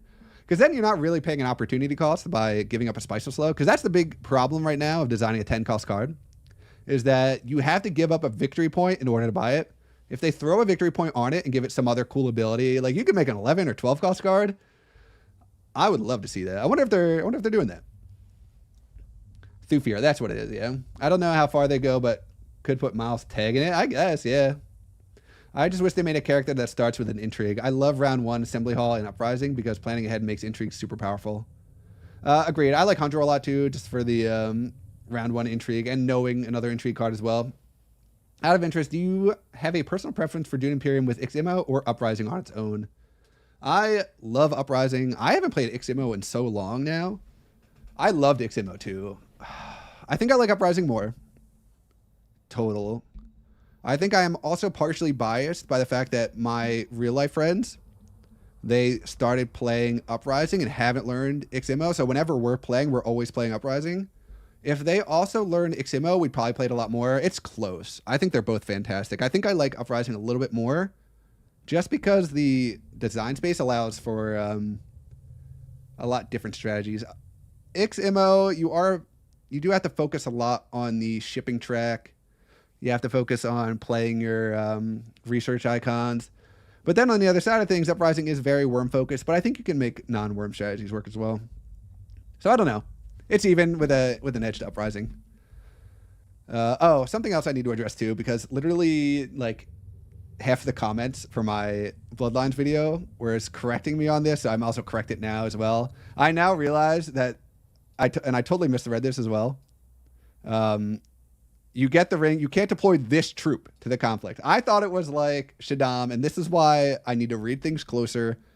You can still deploy units. You just can't deploy the troop from this ring. So this just lets you bank up a free troop. I like this. I think this is way better than what I was thinking. I think Piter, this is interesting design. I like it a lot. They've had a leader that just gives a troop in a lot of different ways, and I think this is a good way to do it. And this kind of fits with Piter's like style as well. They're always like planning for the future.